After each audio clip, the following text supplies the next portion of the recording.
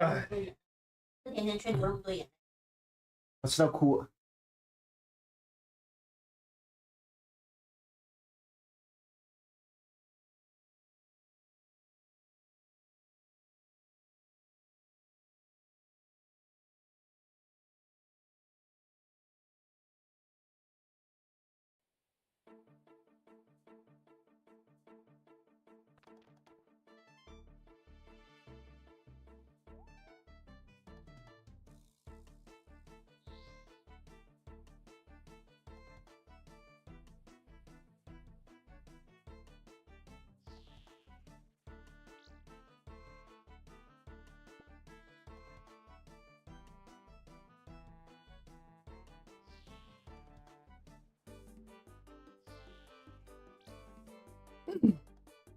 Okay, so eventually I do want to get like 83 fishing and start doing deep sea trawling because I have all my ship parts upgraded.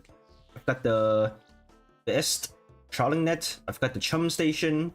I've got the wind moat, whatever thing, like the triple XL facility, and I got a crystal extractor. So the only thing that I'm missing is the dragon keel for protection, but otherwise I'm done.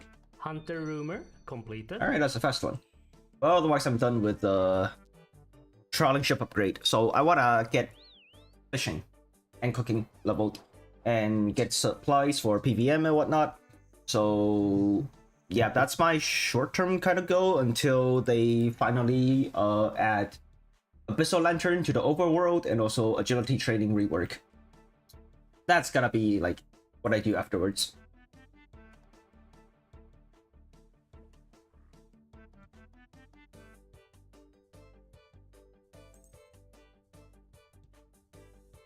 Salamander again? Scheiße.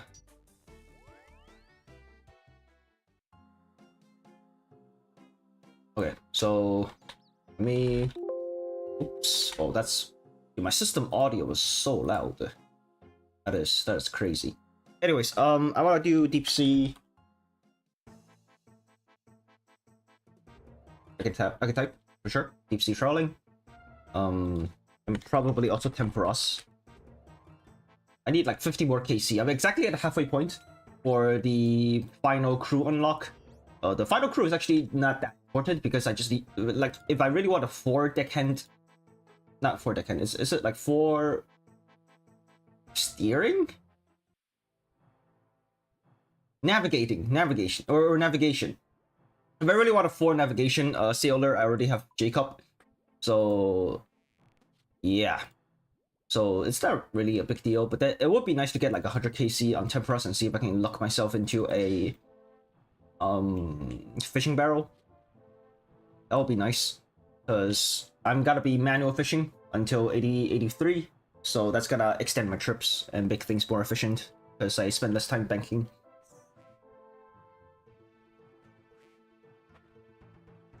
Yep. So there's that.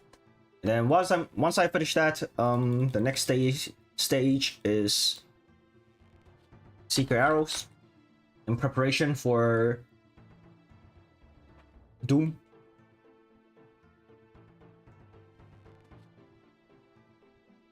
And then RC for Bullets and Astros.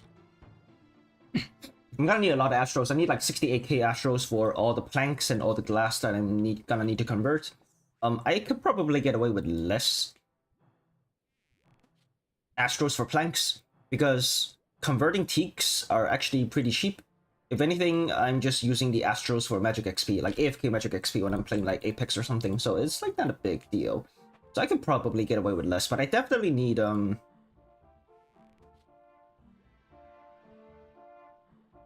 much do I need? I'm gonna go with 6,000 giant seaweeds by the time I have enough Astro runes. So that's 6,000 divided by 3 times 2. 4,000 casts. Rumor completed. Oh, okay, there we go. Right? Because it's up, completed. Oh, leveled up. Nice. Because it's 2 Astro runes per cast and it's 3 seaweed per cast. So if I have 6,000 seaweed, I would need to cast it 2,000 times, multiply that by 2, and it's 4,000. So I need 4,000 Astros. That is not a lot. 4K is not a lot. I can get 4K right now. From buying. I don't want to craft just yet because I don't have 82 rune crafting. I want to do Orania rune crafting with the Abyssal Lantern for 82. Okay, 5 traps at a time and Crystal Impling. That's pretty big. Herbivore is also pretty big, actually. I might start getting that for Hunter Rumors now. Anyways, what was I gonna say? Once the Abyssal Lantern comes out, I can get a persistent plus 10% bonus to the amount of runes that I craft. So that's gonna be really good. And then if I'm doing Blood Rune crafting, I can get a 20% boost. So I need it. I need the Abyssal Lantern buff before I start doing rune crafting. Otherwise, it's very inefficient. Yes! Oh, what? No. That's the antlers. Wait. What are you offering me? Gray chins? Am I blocked? Nope. I have not gotten an antler task at all today, and it's been, I want to say 5 to 6 tasks? No. I guess I'm just unlucky. I guess. Okay, that's fine. It is what it is. Yeah, we'll do it. This one can be pretty fast. Anyways, yeah, I'm gonna want that do rune crafting after they do the rune crafting rework for the Abyssal Lantern, and then after that, the agility update should also be coming out around that time, and I want to get 85 agility so I can do DKs. And before I do DKs, I actually want to finish the Premonic Elite so that I can get the Dagganoth bones noted form, so I can use those at the Ectofungus for more prayer XP, because I'm gonna be getting 85 prayer for the Desert Diary through Dagganoth Kings. So that's, the Elite Diary is mandatory. So agility plus Elite Frem, and then DK. Yeah, DK is gonna be a huge unlock for both here and also for just the account in general, because I need the Circle from DK. I think it's a 6-step elite right now in my bank, and the 7th, like the final step, is one that needs the Circle, and I am not about to waste all my efforts trying to complete the first 6 steps just to drop it and get another like Circle task or Circle step, because that happened before to me once.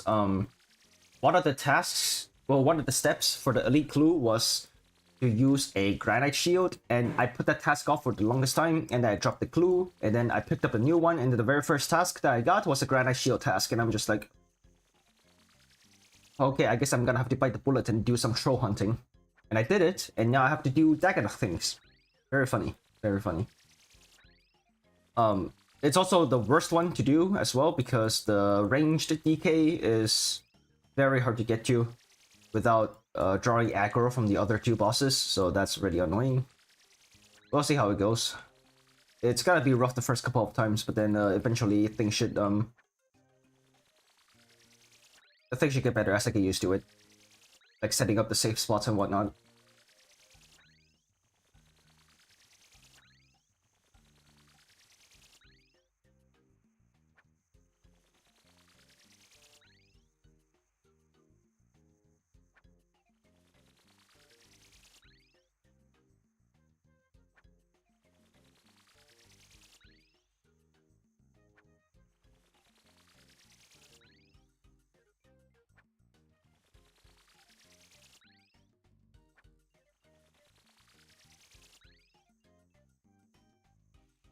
Hunter Rumor completed. There you go.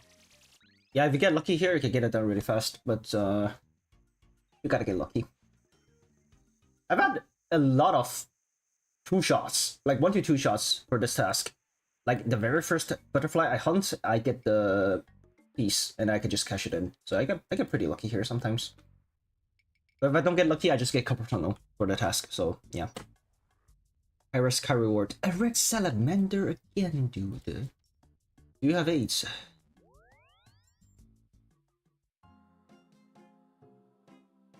Come on.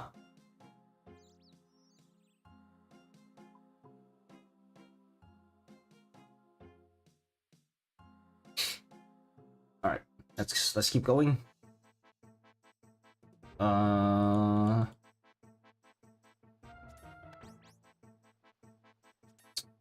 Construction. Build bars, agility.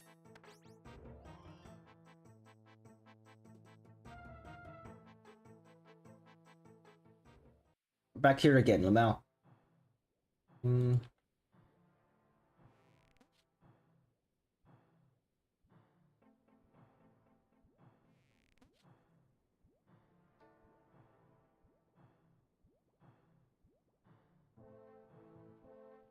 I'm about to go to court, and I don't even know what I did wrong. Yeah, Bricks and Minifigs is making up tons of lies about me to the police to try to get me thrown in jail so I can't release my documentary about them. But the crazy part is I'm not even allowed to know what they're saying I did. Legally, I'm not allowed to film inside court, so I formally requested the audio, but since there was no visual, I hired an animator to animate over it. That's crazy. That's pretty cool though. Content? Right now, I kind of don't even know what I'm being charged for because all of the body cam footage has been redacted, and they say it's to protect the victims. However, I think there are some redactions that maybe don't make sense and that weren't to protect the victims, and there's some things being said about me that are redacted I don't know about. I do have some concern. Can I show this? Yeah, I can probably show this on YouTube, right? It's just it's a YouTube video. I'm watching the Reckless Spent video about the Lego lawsuit. Dude, this whole series of events has just been absolutely mind-boggling. Like, how is this even allowed to happen? This is so insane. Like, corruption is so rampant in NA. I guess it's rampant everywhere though, but like, it's disgusting. Red Salamander again, bro, back to back. Alright, I guess we're going back. In this case, with the defendant representing himself, the allegations here relate to the fact that the defendant, he's a person he's a YouTuber, creates videos, publishes them online, and has been, if this defendant were to represent himself and we were to provide body cams and discovery, we would be now providing additional information and fodder for this defendant to create videos from which he could profit by placing them on YouTube at the expense of our victim. I have serious concerns for that. Yeah. That guy's a lawyer? Bro, I could defend better than that. Or I guess he will be a prosecutor. He will be a prosecutor. Nah, bro. I thought you would have to have a brain cell to be a lawyer. Nah, there's no way. The state of Utah is claiming that if they tell me what I'm being accused of, then I'll use it for content on my YouTube channel. And they They're doing it anyways though, XD. can't have that. They're arguing to the judge that the best thing to do is to not let me know what's being said about me, which is very strange, but that's their argument. And just in case you haven't been following along with this whole Lego story, this is all happening because I stepped in to help a family who got their Lego collection stolen from a company called Bricks and Minifigs. And for the last couple months, this company's been doing whatever they can to get me arrested so they can keep all the Legos for themselves. And this isn't even just me speculating. One of their own employees literally told us what their plan was. I got a call from my boss, and it was like, how do we get them arrested? How do we Dang. get them arrested? But eventually, Bricks and Minifigs found out that I'm not just some random kid.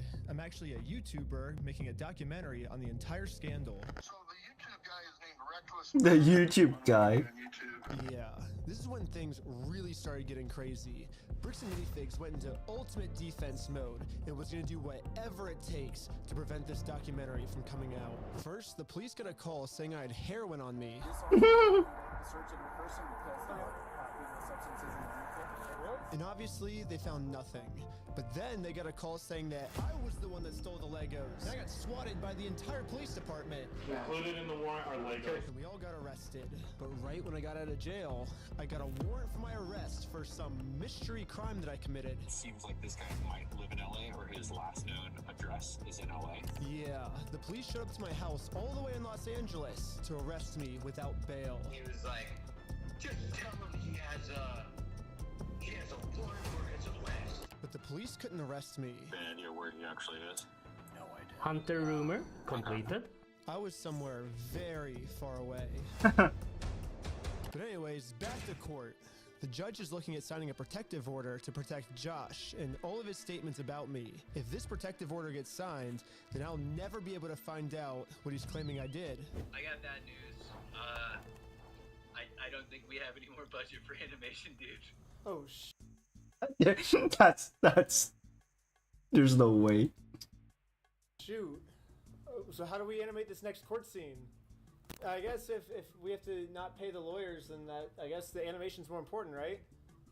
Yeah, we decided maybe the lawyers are actually more important. So, yeah, we ran out of animation budget. Sorry, guys. The court's inclined to sign this pretrial protective order unless you have an objection to it, Mr. Schneider, and the objection to such an order. Yes, I think there's a bunch of misunderstandings in this case, and so this person doesn't want to get exposed, so he's making up a lot of lies about me to order to like get me arrested before he gets exposed. So that's what this whole thing's about. However, before I was allowed to show any of the overwhelming evidence I have to support my claims, the judge didn't care about the evidence and signed the protective order anyways. Mr. Schneider, the court's going to sign this order and serve it upon you.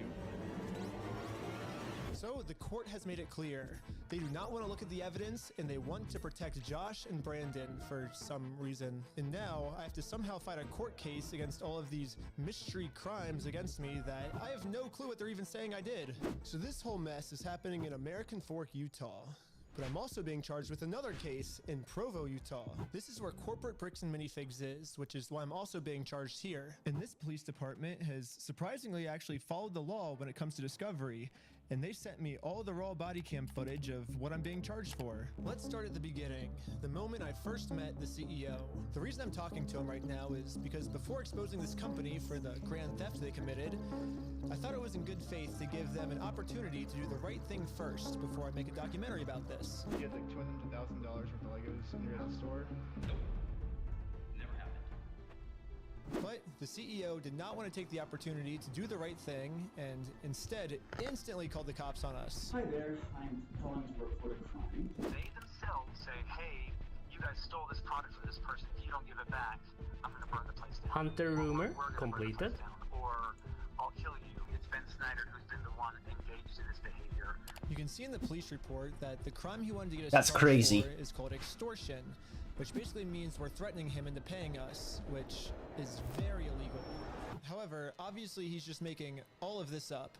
The reality is, I just thought it was a nice gesture to give him the opportunity to do the right thing first. If you guys do have our Legos, we just kind of want them back, you know? And But if there's one thing I've learned from this entire experience, it's that whoever ends up doing the morally right thing just ends up getting screwed over. So now, it's time to play the way Bricks and Minifigs is playing, and use their own strategy against them. Right now, their strategy is to get me arrested before I get them arrested. So now, I'm gonna Uno reverse this and get Eamon, the CEO, arrested before he gets me arrested. But if I'm gonna be the reason that someone's going to jail, I should probably make sure that they definitely deserve this. So, I'm gonna give them one more chance to try to do the right thing first. That's crazy.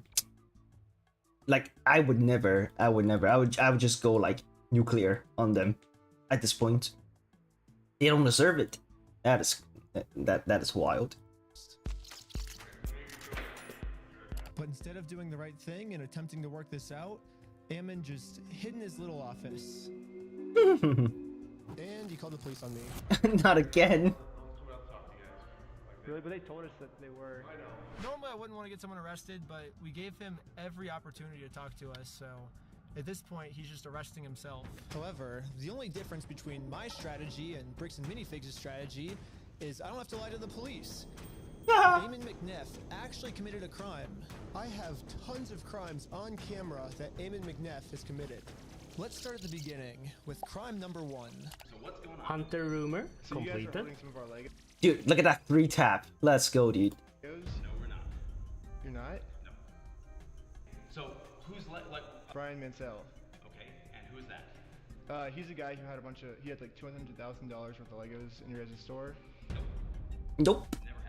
Nope. Eamon was first trying to claim that he's never even heard of Brian Mansell, and this guy definitely never had any Legos in a bricks and minifigs store. But once we showed him all of the social media posts his own company made, it was very obvious that we just caught him in a lie. So the CEO decided to change his story, and now the story is the Legos used to be in the store, but the previous owner, Crystal, she stole the Legos right before they took over the store. That's the We easy don't way. have the Lego. Crystal sold the Lego. The only problem is their security camera footage of the previous owner getting kicked out. These are ones that he has not been paid his percentage yet. And if I don't have the tickets, I won't know how much I need to pay. That's a business thing and not necessarily yours. He's taking on the business, he takes on all that consignment liability.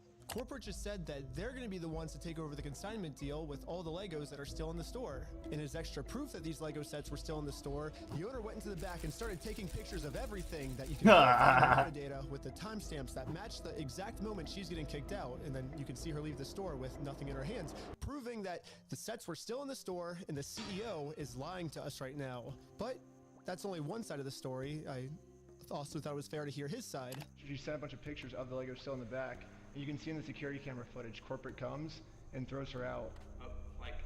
Great. I understand what you're talking about, but you have a misunderstanding of what has occurred, and you're taking one person's word over another person's word. You go after the party that's responsible, and you don't want to because that's not easy.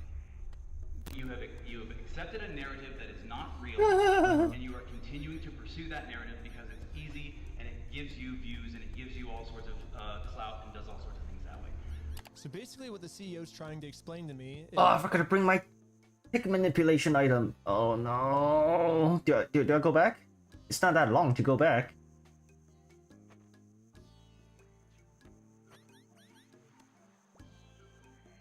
I'm gonna do it.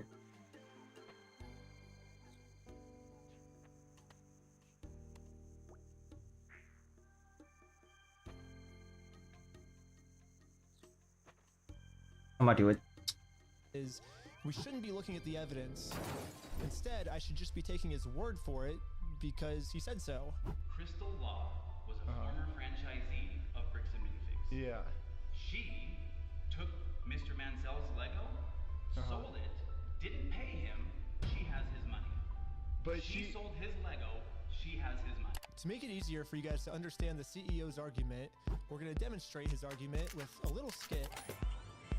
Oh, that wasn't a backflip. No. Oh, are you sure? You have a misunderstanding of what happened. Yes. This is the exact argument the CEO is trying to make. Something we just saw in video, the CEO is saying never happened, which would mean Are you the CEO is sure? lying. And most people would agree that lying is morally wrong.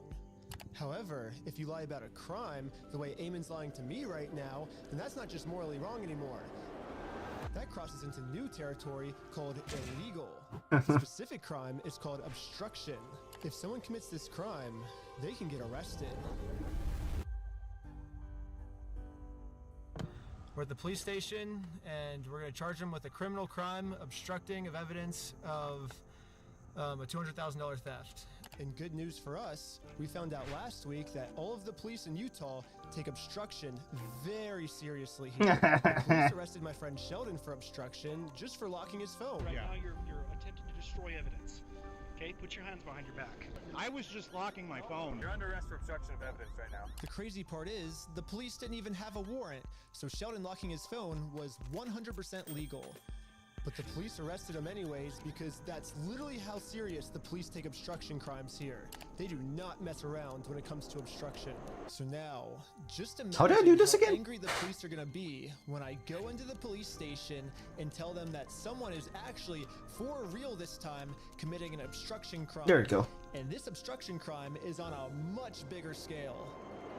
Later, the police called me saying that they were going to do a police investigation on this. Hey, Benjamin, this is Officer Halpern from Provo Police. I told the detective the entire situation. He was saying that this family's Lego sets were never even in the store. Like all of this stuff, and it's all documented. I have video of all of him saying this. I think he's like falsifying evidence, and I think that's obstruction. And now that we stole Bricks and Minifigs' strategy, I think the plan is finally gonna work. Looks like the CEO is going down. I mean, I submitted the videos of Eamon saying we're gonna burn down the building and shoot him. They themselves say, hey, you guys stole this product from this person. If you don't give it back, I'm gonna burn the place down. Or we're gonna burn the place down. Or I'll kill you. And then I submitted all the raw footage of the entire conversation I had with him, proving to the police that we never even said anything close to this.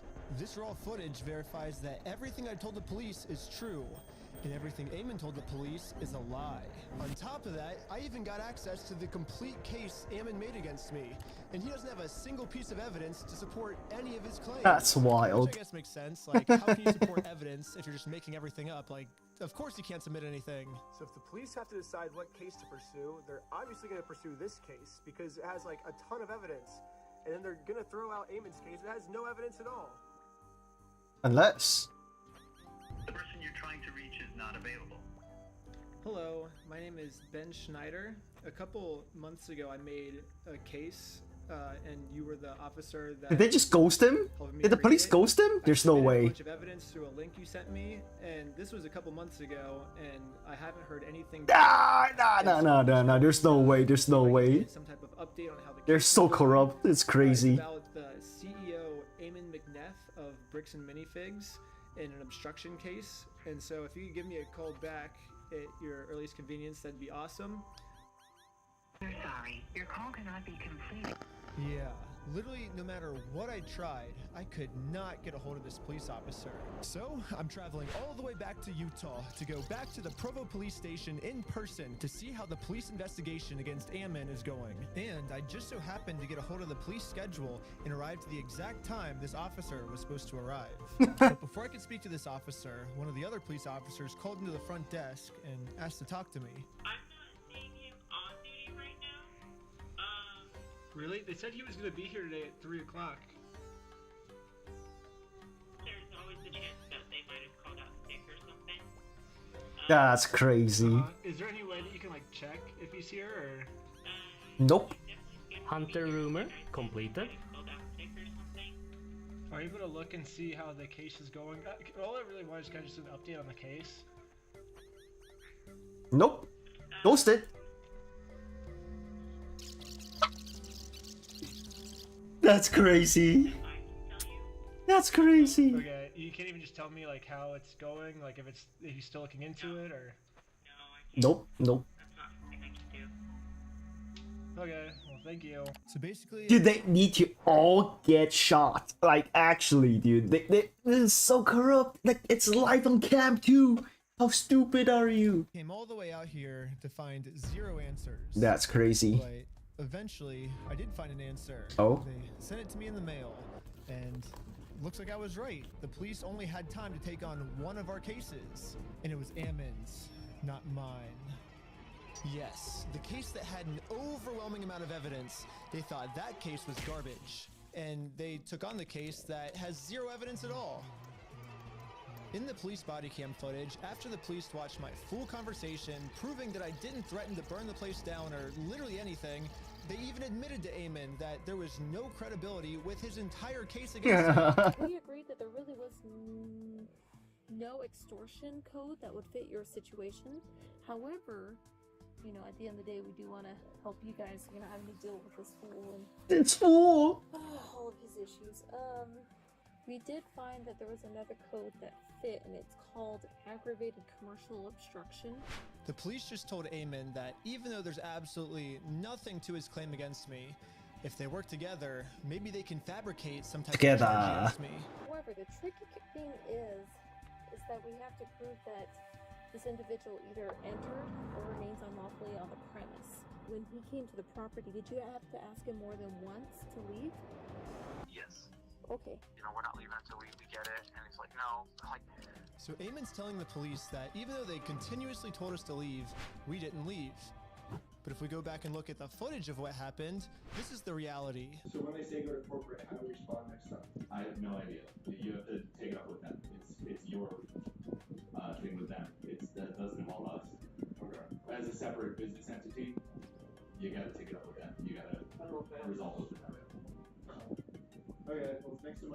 Sorry guys, good luck. Sweet, thank you. Hey, you want to talk? And they're on their way out. If you want me to grab them or not? I don't know. It kind of looks like the reality of what happened is we left too early for them. They wanted to pull us back in to keep talking to us. But we did show back up a second time, and to Ammon's credit, about halfway through the conversation, he did say that if we don't leave, he's going to call the cops on us. You can leave. If you come back here, we will call the cops. If you don't leave right now, I will call the cops. So you don't want to do the easy way? And this is right after I told him you could do it either the easy way and just give us the Legos back, or we can do it the hard way, implying that we would take him to court. So you're threatening me. I'm not threatening.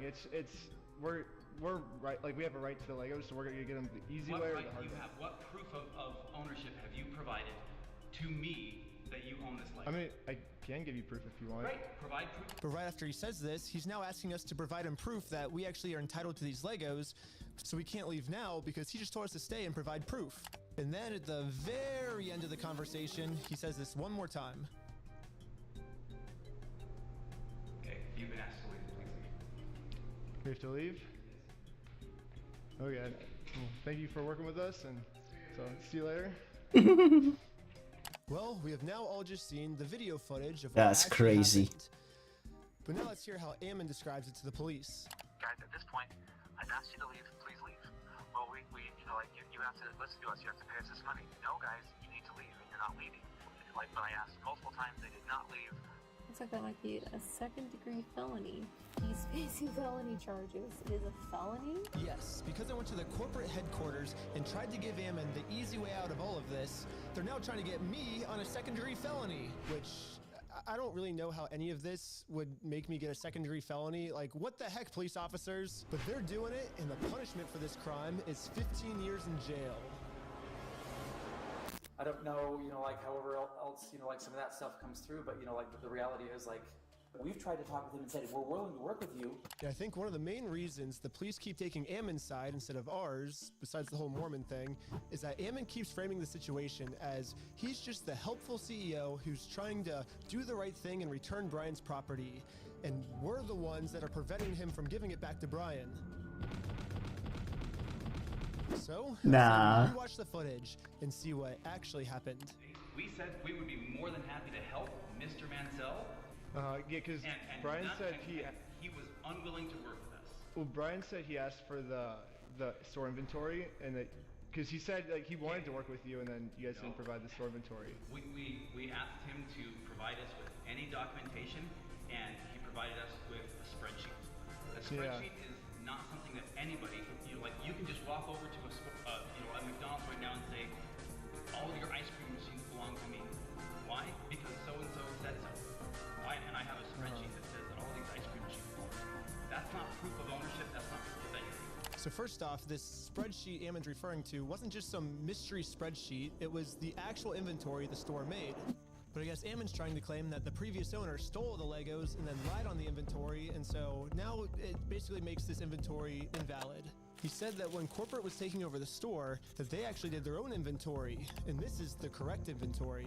When we took over, we did an inventory. And good news for me, he's willing to give me this inventory. He's actually always been willing to give it to me or Brian. All we've ever had to do was ask. We will work with you to obtain any Lego that does exist. Well, we did that, and you guys... When? I think we mailed it like 5 or 6 times, and we've gotten 0 response back. Yeah, literally the first thing I did right when I heard about this entire situation was... I forgot a chisel. Clicked on their website, clicked contact us, and sent them a message. I actually got a message back from corporate saying that they would love to help, but after a few months, I kept trying to reply to this message, and they just completely ghosted me. I think we've done like 6 over the last like 4 months. Pull it up. Find out. Tell me when. Let's see. I said like, hey, I don't think this ever got resolved. I'm just reaching back out right now, and then never. Hit forward right now. Resend it.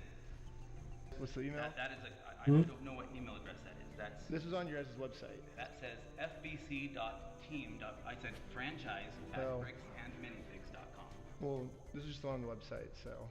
Did I tell you look up something on the website and send it there? Well, did I say that? Just verify. Well, that's what. Yes or no? say that.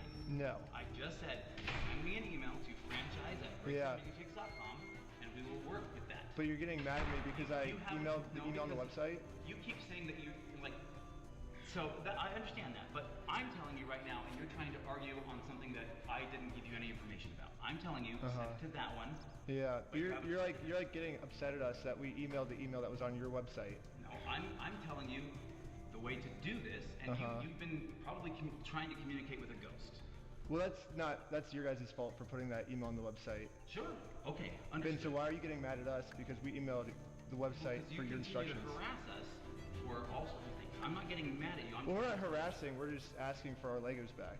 If someone stole money from you and you went and politely asked for the money back, is that you harassing them?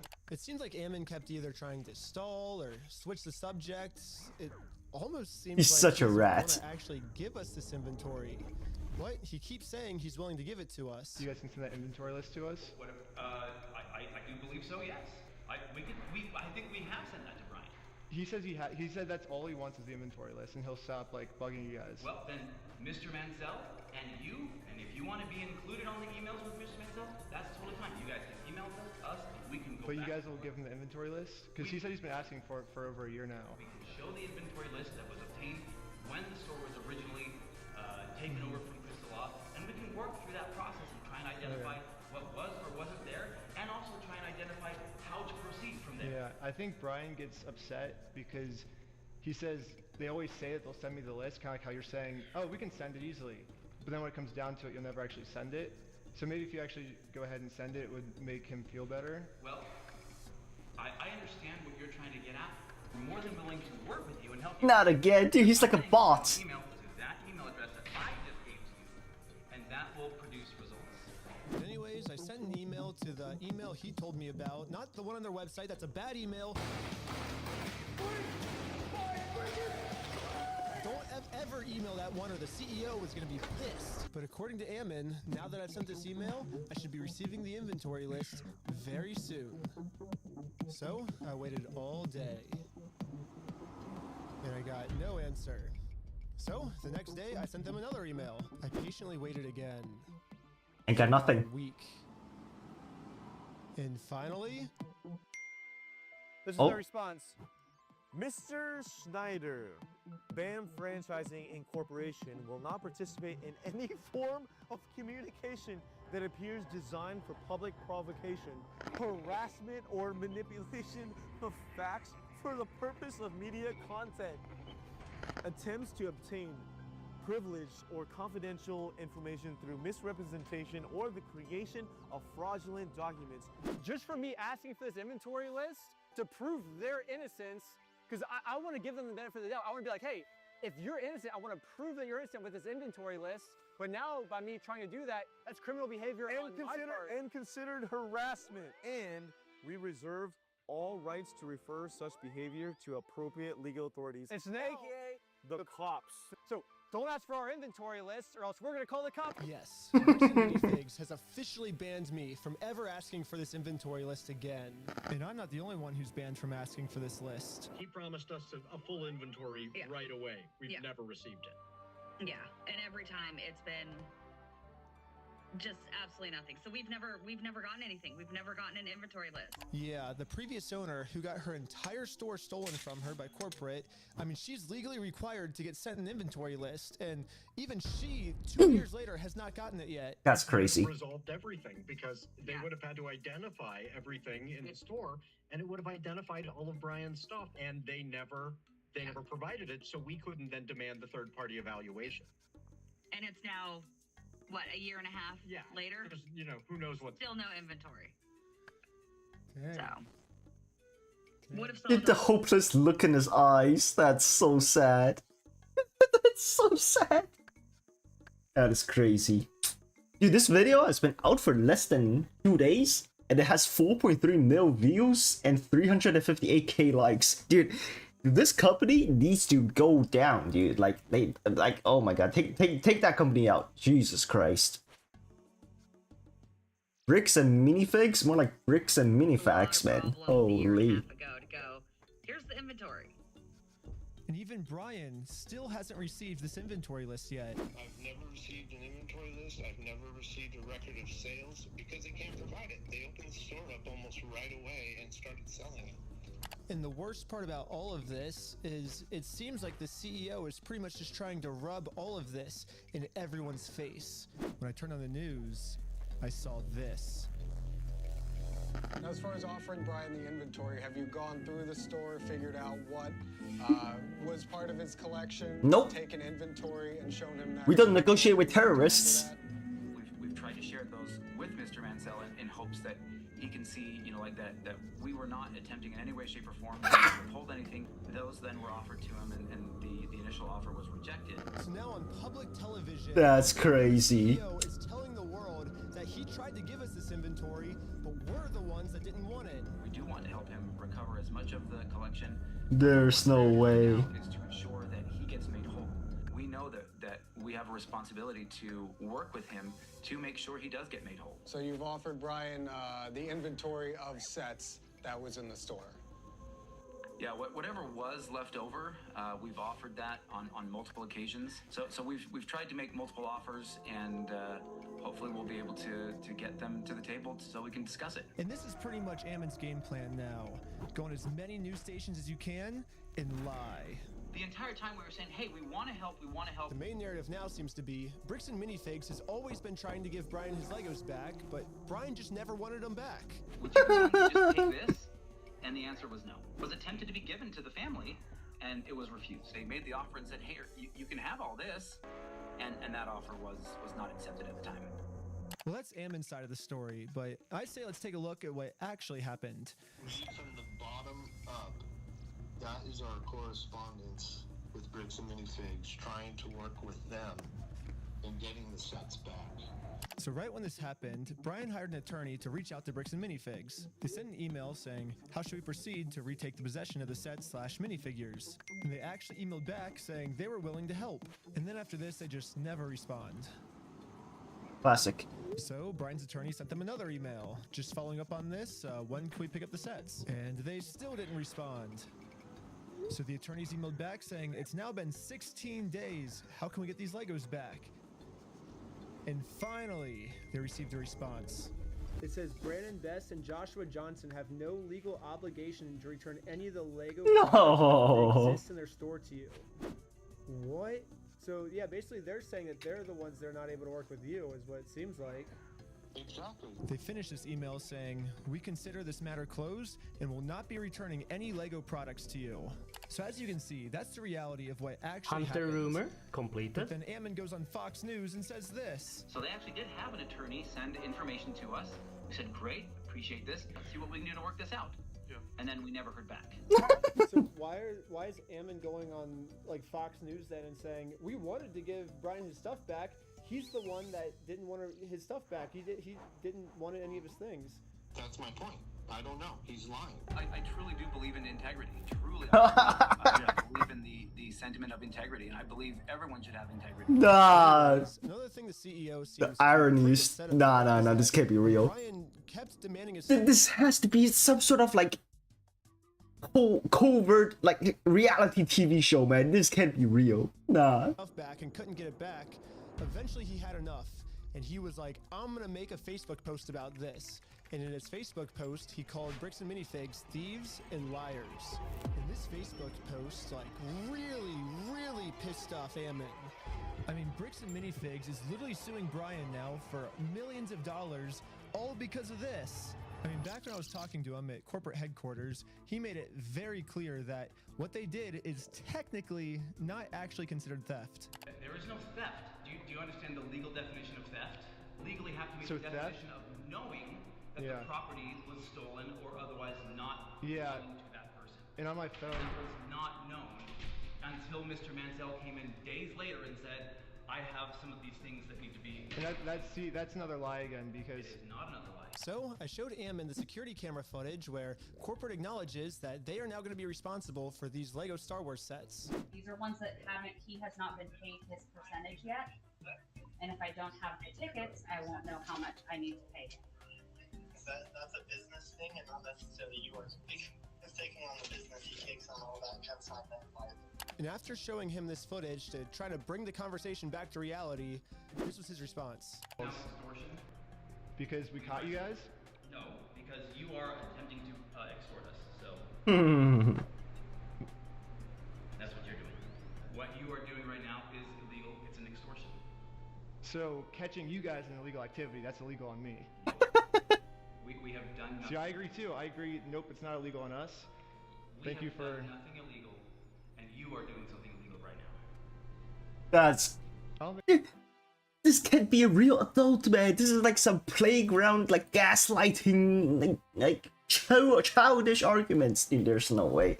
This is not a real human being. Like he has to be some kind of like ChatGPT like proxy, man. Nah. I think that's illegal. I think us catching you guys for doing the illegal thing doesn't make that what we're doing is illegal. That means what you guys are doing is illegal. No response.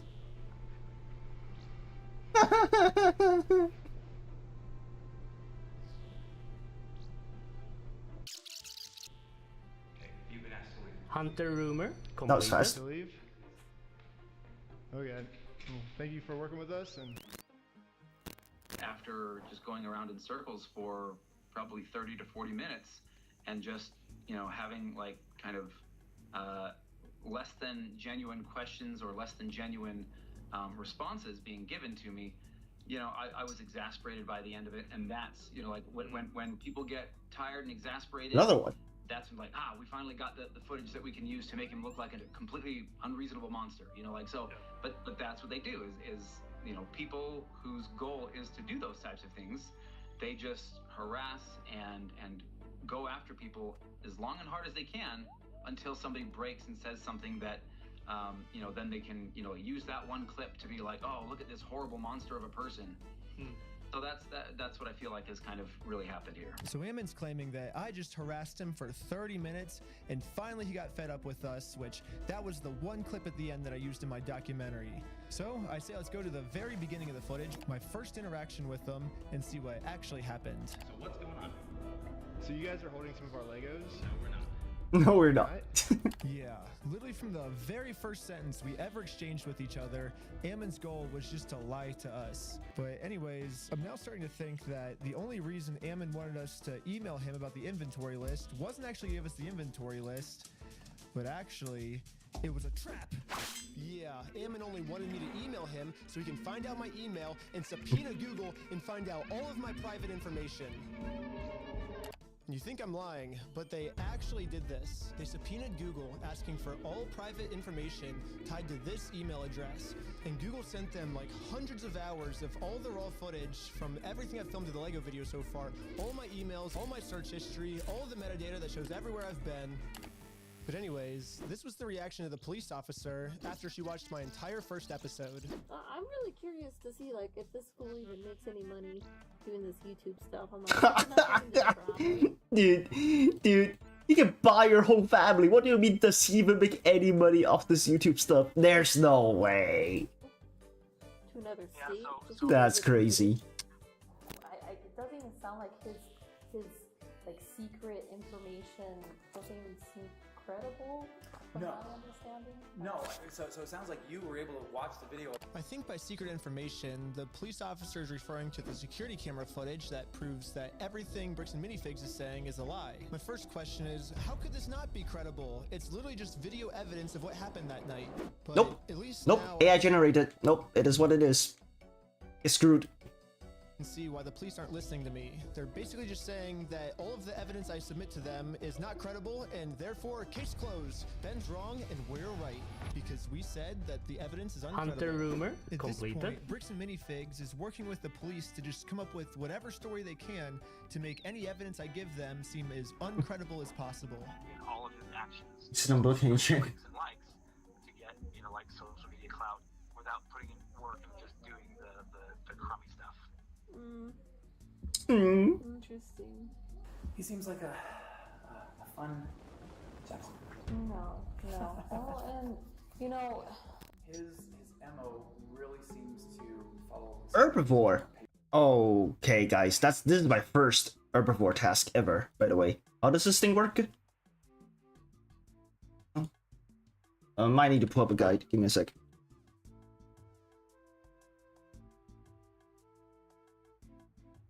I guess herbivore. Sorry, not herbivore. Oh, close enough. What do I need for this thing?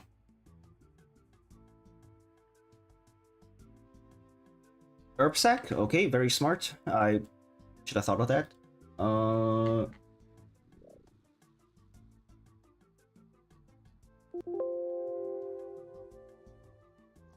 Hunting herbivores, there you go. Recommend stamina pots. Interesting. Interesting, guys.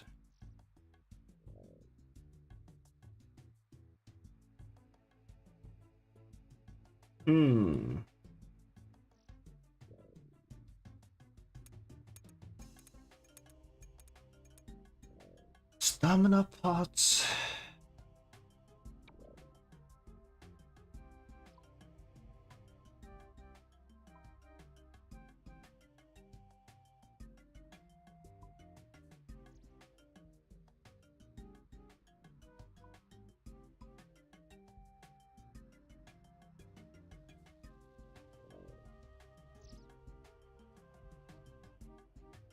Secateurs as well. Stamina pot. Do I really want to use stamina pots?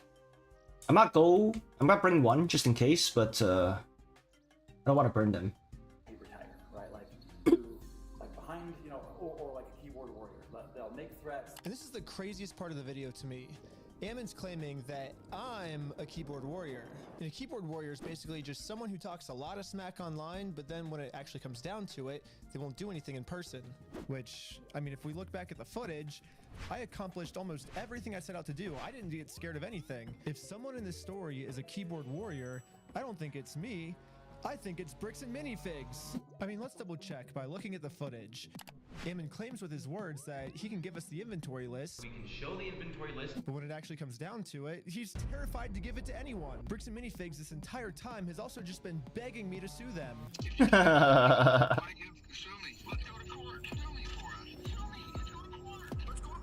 So when I finally go out and actually sue them, they close down their store. And now Bricks and Minifigs is going to absolute extreme lengths to hide from this lawsuit. Are you okay if she just gives you the paper so we can just... No, I'm not accepting service from her. Absolutely not. I mean, Bricks and Minifigs is showing all of the signs of a keyboard warrior, but for some reason they think that I'm the keyboard warrior. At this point, it almost seems like everything Bricks and Minifigs is doing, for some reason they think that I'm the one that's the one doing it. I'll keep my fingers crossed for you guys. Hopefully no more issues. There's so many other things that this guy could, like, be talking about, right? You know, 100%. But sometimes, you know, like, it's a sunk cost fallacy. They just think, oh, I put so much time and effort into this. I gotta make sure something happens. Oh? Thanks, guys. Appreciate it. Yes, Ammon just completely proved my point. Obviously, I'm not suffering from the sunk cost fallacy at all. Ammon's the one suffering from the sunk cost fallacy. I mean, they literally already admitted to me that they've held onto the Legos for so long, it's not worth it for them to give it back to us anymore. I'm not going to distribute those things at this point. We've kept them on hold for this long, so... Let's see what else Bricks and Minifigs is accusing me of. Well, they're suing me for defamation. But this entire time, Bricks and Minifigs is actually the ones defaming me. They themselves say, hey, you guys stole this product from this person. If you don't give it back, I'm gonna burn the place down. Let's go to the next thing Bricks and Minifigs is accusing me of. Extortion. When they're the ones actually extorting me by saying if I don't let them steal the Legos from us, they're gonna... It's like a Russian doll of Uno reversal cards, dude. It's just like, here's this, but wait, you did it to me. Just layers upon layers. It's like, and everything that Bricks and Minifigs did, they try to blame it up. What the hell? Okay. It's like anything that Bricks and Minifigs did, they just try to blame it on Ben. That's crazy. You're gonna make up a reason to throw me in jail. You stole them, bitch. Stole the Legos? Yeah, you're a fucking thief. Dang. Okay. You can shut the fuck up. That's your fucking choice. Bricks and Minifigs is also getting me for RICO charges. They're charging Reckless Ben for RICO. I think it is more likely that the police are guilty of RICO, right? And if you look at the CEO's previous businesses, he actually got sued for RICO. He's the one guilty of RICO, not me. They're also accusing me of sending a sniper to shoot out the windows of the McNeff house. If you guys want to come to, you can see the window and see where they were shooting from. It could be a sniper blade on the hill. When the police Could got be there, a sniper. a construction worker who accidentally shattered the window.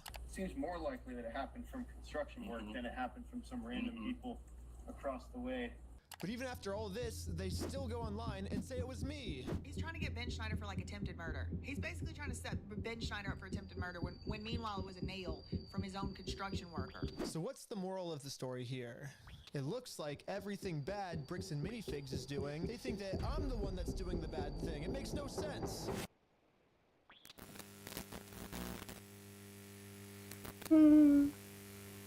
So, I just to let you know, we call it a double blind.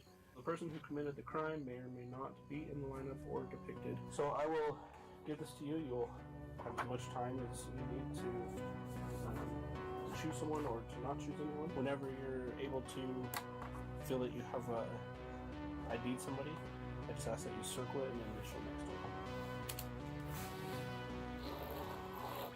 And then, like that? Perfect.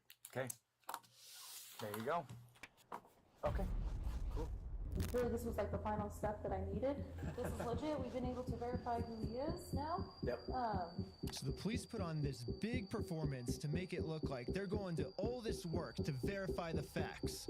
When in reality, they already know who I am. They already subpoenaed Google. They already watched my entire first Lego video. They already went through all my search history. To me, this just feels like a staged performance. What a so they can show the farce, world, "Hey, man." look, we verified everything, when if they would have just put an equal amount of effort into watching the raw footage I submitted to them, they would have found out that Ammon's just completely lying to them, but for some reason they didn't. A few weeks later, when I ended up going to court, this was the state's response. My name is Nick Mielstein. I'm the prosecutor. Is Benjamin Schneider here? Yes. If you want to take care of that today, we can do what we call a plea in abeyance. Were you able to see the footage I submitted to the police of our interaction? Nope. I have not watched it, no. Okay, because in that footage, you can clearly see that the second he tells us to leave, we say, okay, we'll leave. And then he calls the police and said that we threatened to burn down the building and shoot everyone inside. And he was just making up all these lies, which you can clearly see in the footage that we submitted. We were being respectful the whole time. We left the second he told us to. Sorry, let me look. And so it makes sense why the police would take me to court, because, I mean, he's threatening that we're going to burn down the building and shoot everyone, but we did nothing. Like, he's just saying that because he's trying to.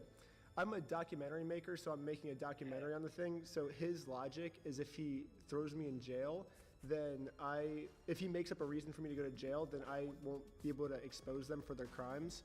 So that's the what's going on. It's clear as day in the footage if you watch it. It seems like they're just making up a bunch of false information. The lawyer's like, oh crap, how do I get out of this, dude? what kind of lies do I have to make up now to get out of this?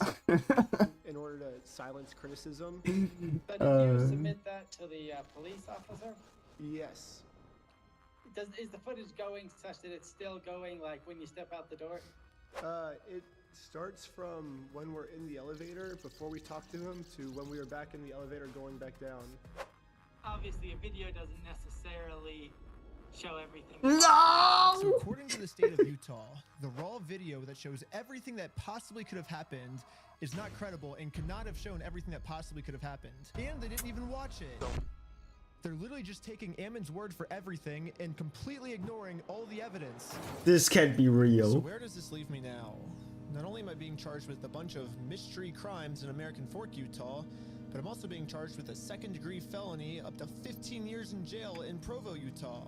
And now that they have written proof that I'm committing all of these insane crimes against them, I mean, obviously Bricks and Minifigs just made up everything, but that's not how the court sees it. The court thinks that these are real. And for whatever reason, the court wouldn't let me share my side. They only heard Bricks and Minifigs' side. Ben's side was not in the room, was not heard. The court signed an order erasing his published work on the strength of the company's verified complaint and the company's motion, with no one there to say a word against it.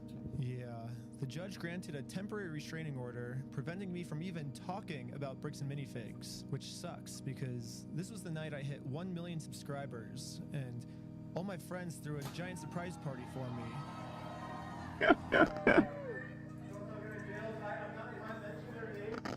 Yeah, bricks and minifigs gets to just keep spreading their lies fat man. about me, and Hunter I just rumor have to sit completed. in silence, and there's nothing I can do to stop them.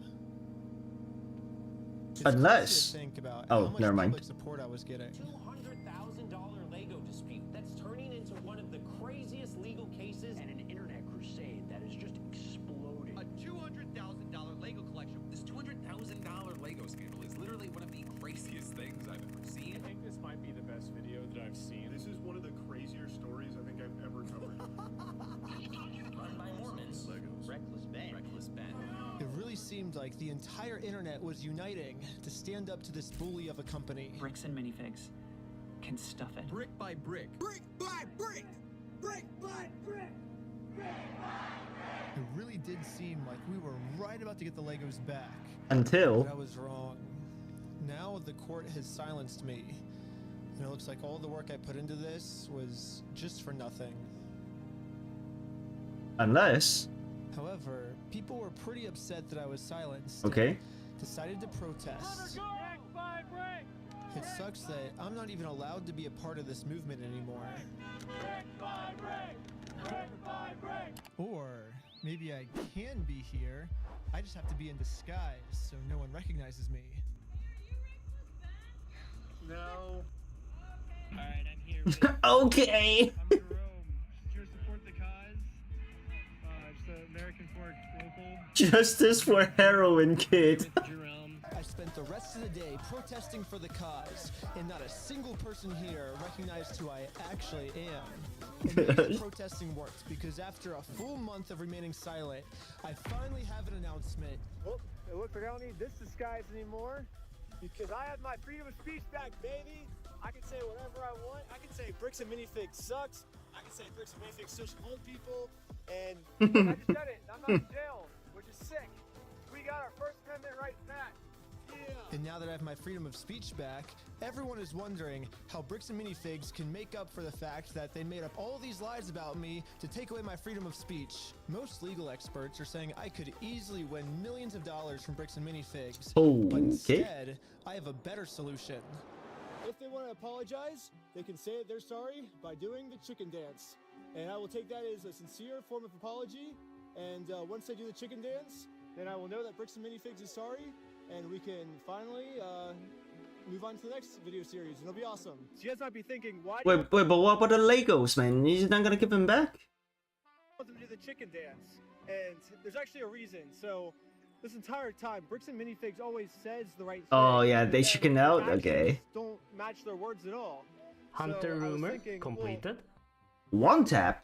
Okay. if they get given an apology, they might say the right things, you know, but they're not actually going to mean it. So, by doing the chicken dance, I'm going to basically just be giving them another opportunity to do the right thing, not just with their words, but with their actions.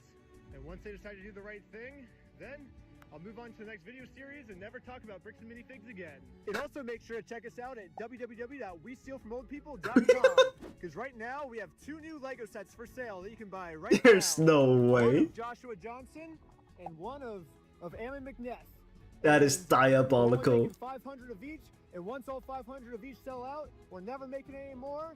And you gotta buy them now because someday they're gonna sell for like $1 million or something. They're gonna be collectibles. It's gonna be sick. Also, subscribe to Patreon. You'll get tons of behind the scenes, tons of extra footage, full interviews.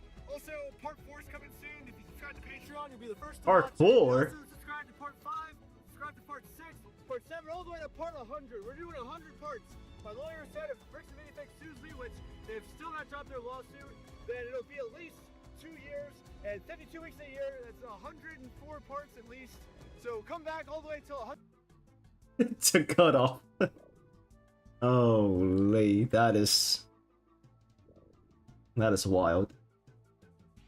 Oh my god, Yamato Cannon dropped G2 versus Lion. Oh my, I don't want to watch that. I'm not watching that. I'm not watching that, bro. Nah, but like, how do you go from 3-1 in T1 to 0-3 into to Lion, man? What is this, man? Well, I guess Inspired is not only the CEO of Lion and FlyQuest, but he's also the CEO of Europe still, even though he's left the region. Very cool. Very cool. All right, let's hope. Now that G2 beat T1 3-1 and Lion beat G2 3-0, HLE won't beat Lion 3-0. All right, and let's hope that tomorrow there's like at least 4 games. Okay, ideally 5, or maybe we just 3-0 HLE SNA. You know, that could be cool too. I did bring everything this time, right? Last time I forgot my chisel and I had to bank again, but we should have everything this time. Oh my god, bro, dude, I'm not watching. I'm not watching. Yeah, it'd be kind of funny to watch like the EU streamers crash out over the G2 series, but like I'm gonna get depressed myself, man. I don't want to watch it. All right, well, what radio can we listen to while we oh, Pedro gets ganked after EU versus NA MSI series. Okay, who do you get ganked by? Man, he keeps on beating us up. Hey, Dokla, sit down. Oh, it's Dokla. No, yo, Dokla, come here. Yo, does he have to go? You mother. Shine because I feel like every There's no way Dokla comes over. You fucking. Oh, Dokla is here. Played very good, very. Maybe he's gonna come. Did some weird stuff that we couldn't answer very well, and the team fought better, and it was very hard. The timing is rough for a BB interview. Nah, that's dude. Broken Blade looked so depressed during the post-game interview. I mean, it makes sense, right? It makes sense, but like, damn, that is not like this, man. Not like this.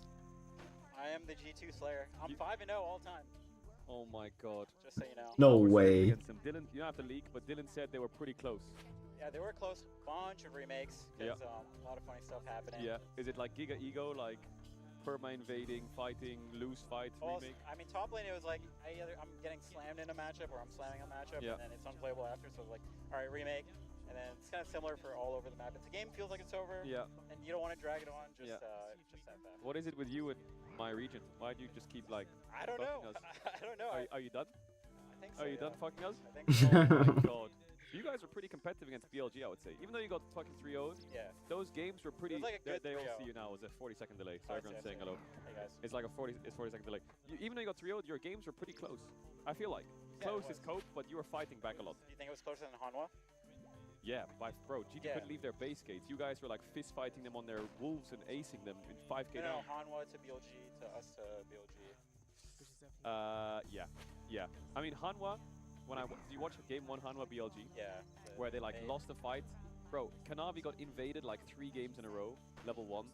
He lost his mind, flipped the game 4 times, and then that was 2 games lost on the spot. Yeah, exactly. It's like the TN incident, except it happened really early. Have you scrimmed HLE or BLG much? We scrimmed Hanwha, I think once. Is Zeus good? Yeah, he's pretty good. He's pretty good. That guy's pretty good. Yeah, so it's gonna be, you know. Yeah. It's gonna be interesting tomorrow. Yeah. Nah, I think you guys have a shot, really.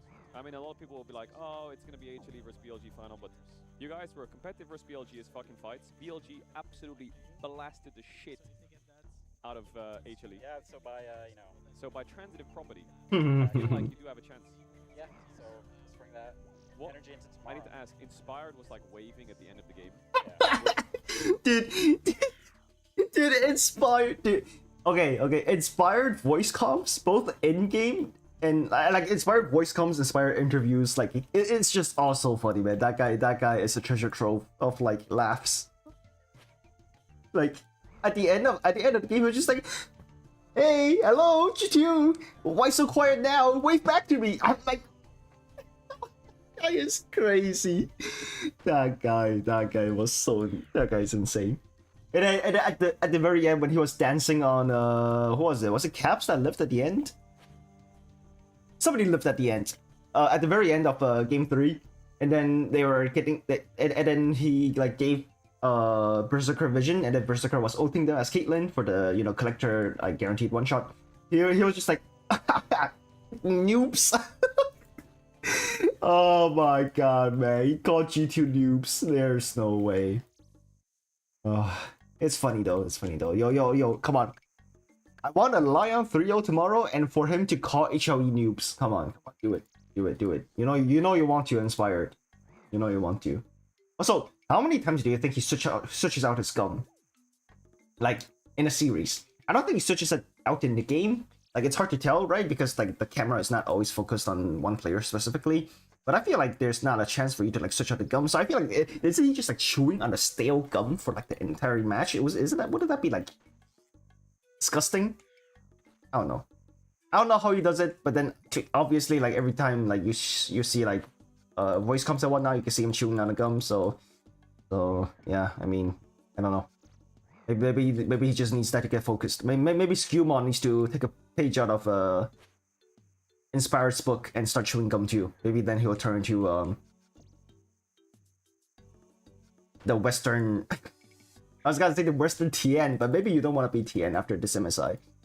The Western Canyon. How about that?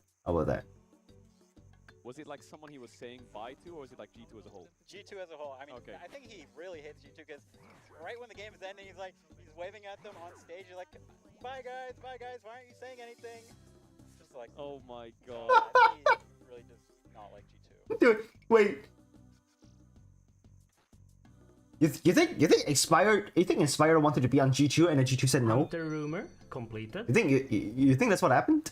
I feel like that might be what happened. Maybe that's why he's like, he has so much animosity towards G2, or maybe that's just how he is. I don't think he's as aggressive towards like other teams, like who would it be? Like maybe like Mad Lions or something, or KC, right?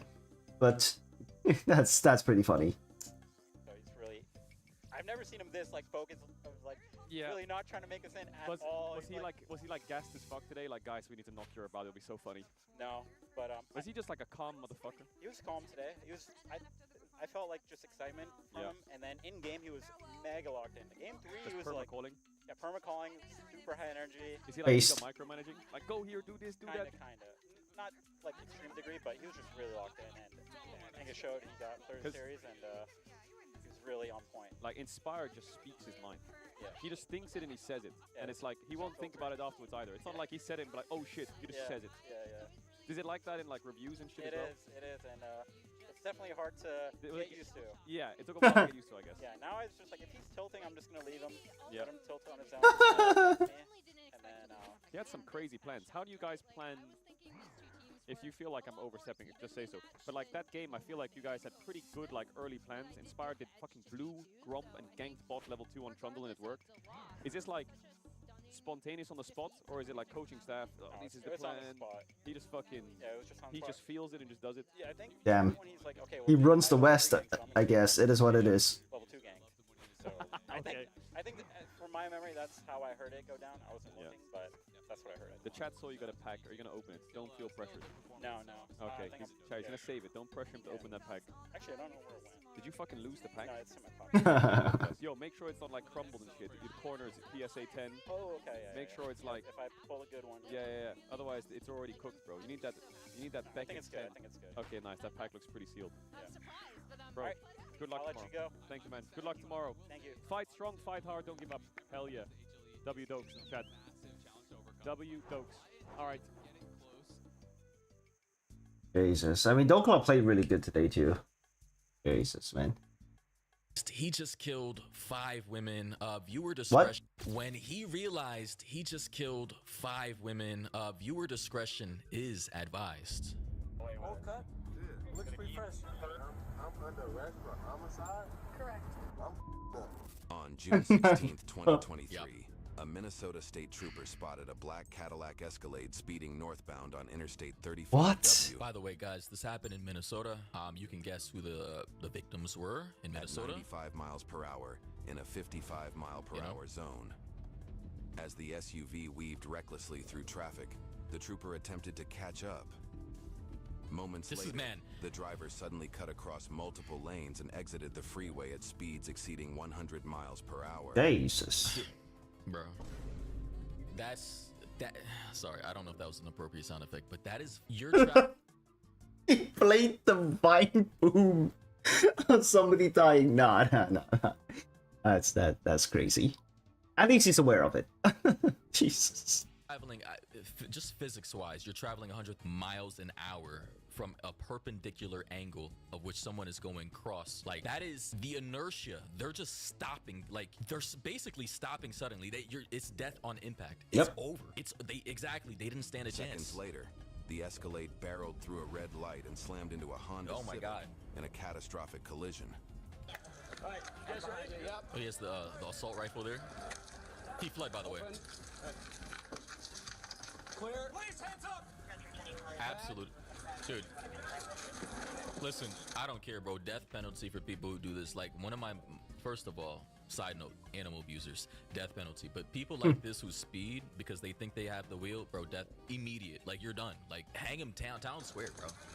Absolutely. Absolutely. Like, you clearly don't care about other people's life. So, your life. As officers rushed toward the wreckage, they discovered the driver had fled the scene. Despite the catastrophic crash that claimed the lives of 5 young women, instantly inside the Honda Guys, so I don't want to get too irritated here because this is like literally my top 3 pet peeves. People in SU.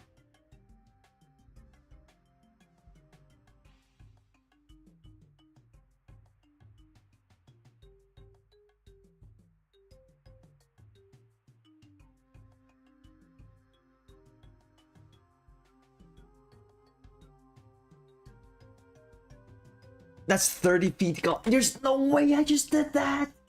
I was gonna use those to build my landing sites. Oh my god, no.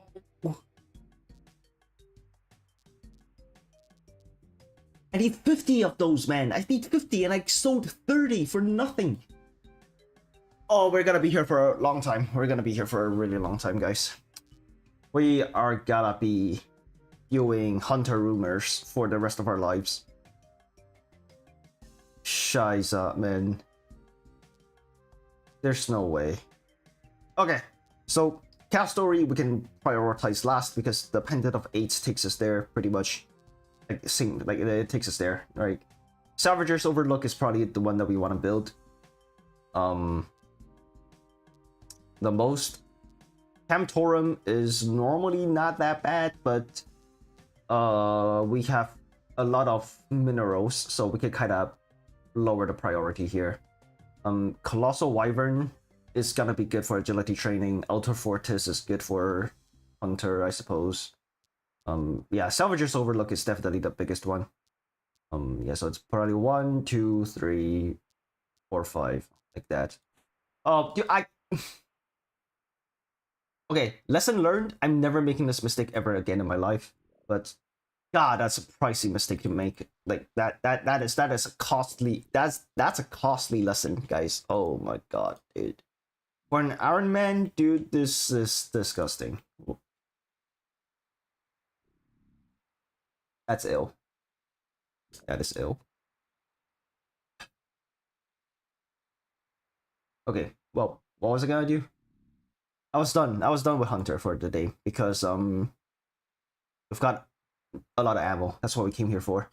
I'm gonna do Hunter now. Sorry, not Hunter, Slayer. I'm gonna do Slayer now because that's the whole reason why I was doing this to begin with.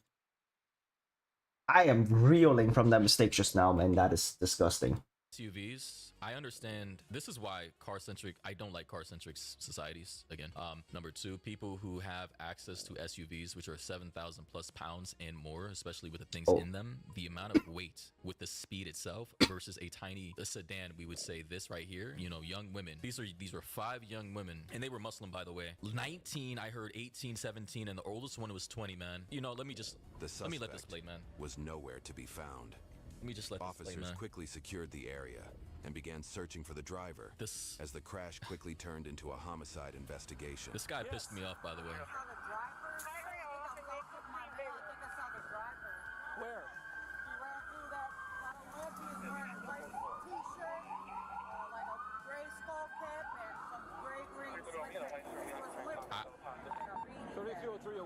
I don't know if I should reveal who the guy is, but he's a dreadhead, basically. Just a dreadheaded guy. Suspect that fled from the vehicle. Yeah. So patrol is going after wearing a white t-shirt, gray sweatpants, and a beanie This is on crazy. his head.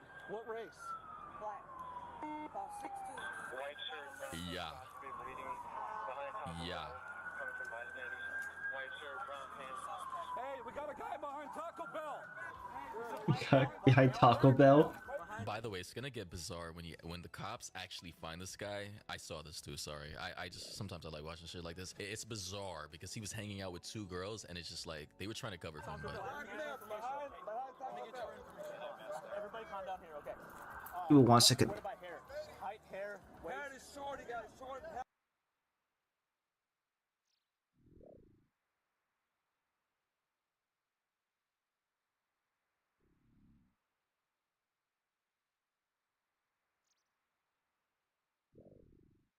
That's right. That's the way.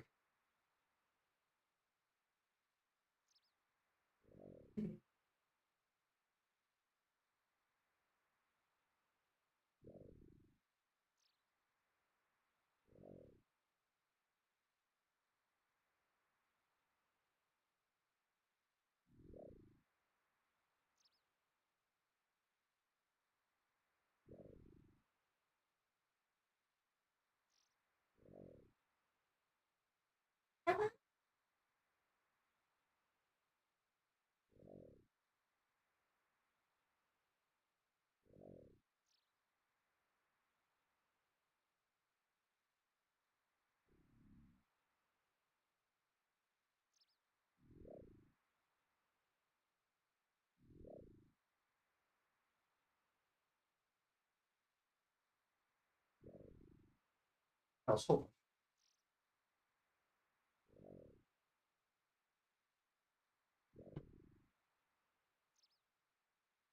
You're gonna see it because it's bleeding everywhere. You're gonna see it because it's bleeding. the emergency services got there so quick. Yeah. Oh, they were definitely dead on impact. Luckily, over in an instant, in the blink of an eye, they were driving. And, you know, everything was fine. They were probably talking, if you can imagine that. 5 young women in a car, and then all of a sudden, everything goes to black. Sad.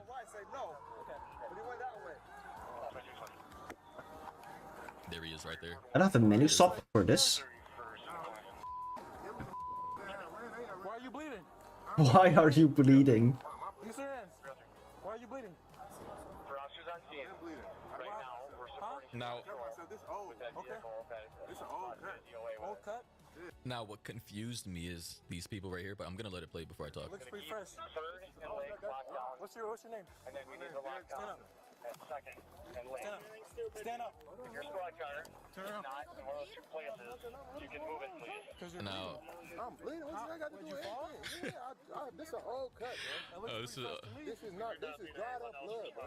yeah, okay, buddy. My thing is, who are these people? How do you get into a car accident that kills the lives of 5 people, right? 5 young women. You ran, you fled the scene, and then all of a sudden you're in the back of a McDonald's parking lot with 2 women. Like, where did they even come from? How do you even get these people to sit there in the most awkward position ever to try and come up with an alibi that somehow you were not the person who crashed? Can somebody You paid him off? just like not Paid him understand off, this, dude. how this Gotta even came be. to All right, hey, listen. You got a White shirt, brown pants. What's the description? White Who shirt, brown pants. are they? We're just trying to make sure you're good. We're just trying to make sure you're good. What's your name? ID's in my pocket. I'm Derek Thompson. Can you get your ID out? Take a photo of this lady. You know, let's go. It's crazy. You do have fresh blood on you, bro. Yeah, that's why I called you out. Massberry said they were probably sitting there and he joined them. Probably. But again, if you were 2 young girls sitting there eating, like, some random guy came out of nowhere and just started sitting close to you, would you not be? I would be weirded sussed I don't know. out, Maybe bro. she's just that charismatic. Who knows? I don't know about that one. No, I feel. I slip. I know You what I fell and slip. Where'd you fall and slip at? I feel. 06 Taco Bell's code 4. Fifth and Lake, right by the Fifth and Lake? By the damn auto. Alright, sounds good. Let's The good go ahead and old- get everybody that's not under 5 or 3. Alright, man. The good old slipped. White shirt, Huh? brown pants was 现在下面了， Yeah. 什么？ Yeah. 现在最下面， I'm good, bro. Alright, bro, just relax. 他是哪？ DeAndre, right? 不， Alright. 他帮我找了一个新的之 Dude, 后，找到了之后，你这件就不要洗，洗那件 A 洗。 hot minute is crazy. 然后再穿那 I 件。 just got harassed by the police. I just gave y'all my ID. I took a picture of me and Then everything. come. What 不 is? 要那么小气。 Yeah, I wish I need the cam, bro. What does a hot minute even mean? Like, I get it, that's lingo, but like, again, we need to stop caping or covering for people we don't know who can be potential criminals. Especially, he's clearly disheveled, he's sweating, he's bloody. Why? What could even incentivize these two girls to even say all these things? Money, bro. He probably tried to pay them off. Somebody said misogyny. Misogyny. What happened? Oh. What the f? Hold on. For some reason, you typed "girl shut up" in the chat, and it hit you with misogyny. Like, what the f? Yo, the chat really hit her with misogyny for saying "girl shut up." Gem sack. I forgot about that. Do I really want one? I also just realized I have a good TP out here. Oh, I guess I'm not getting my gem sack. It's not a big deal though, probably. You know what, man? Listen, I'm just gonna skip to the chase. This guy comes up with every excuse in the book. Like, we don't need to see this. He says, I slipped my Dan's auto. I slipped, I cut my hand. Brother, you have goddamn cuts all over your body, your arms, your forehead. These girls look like they're being held. Look at this girl, editor.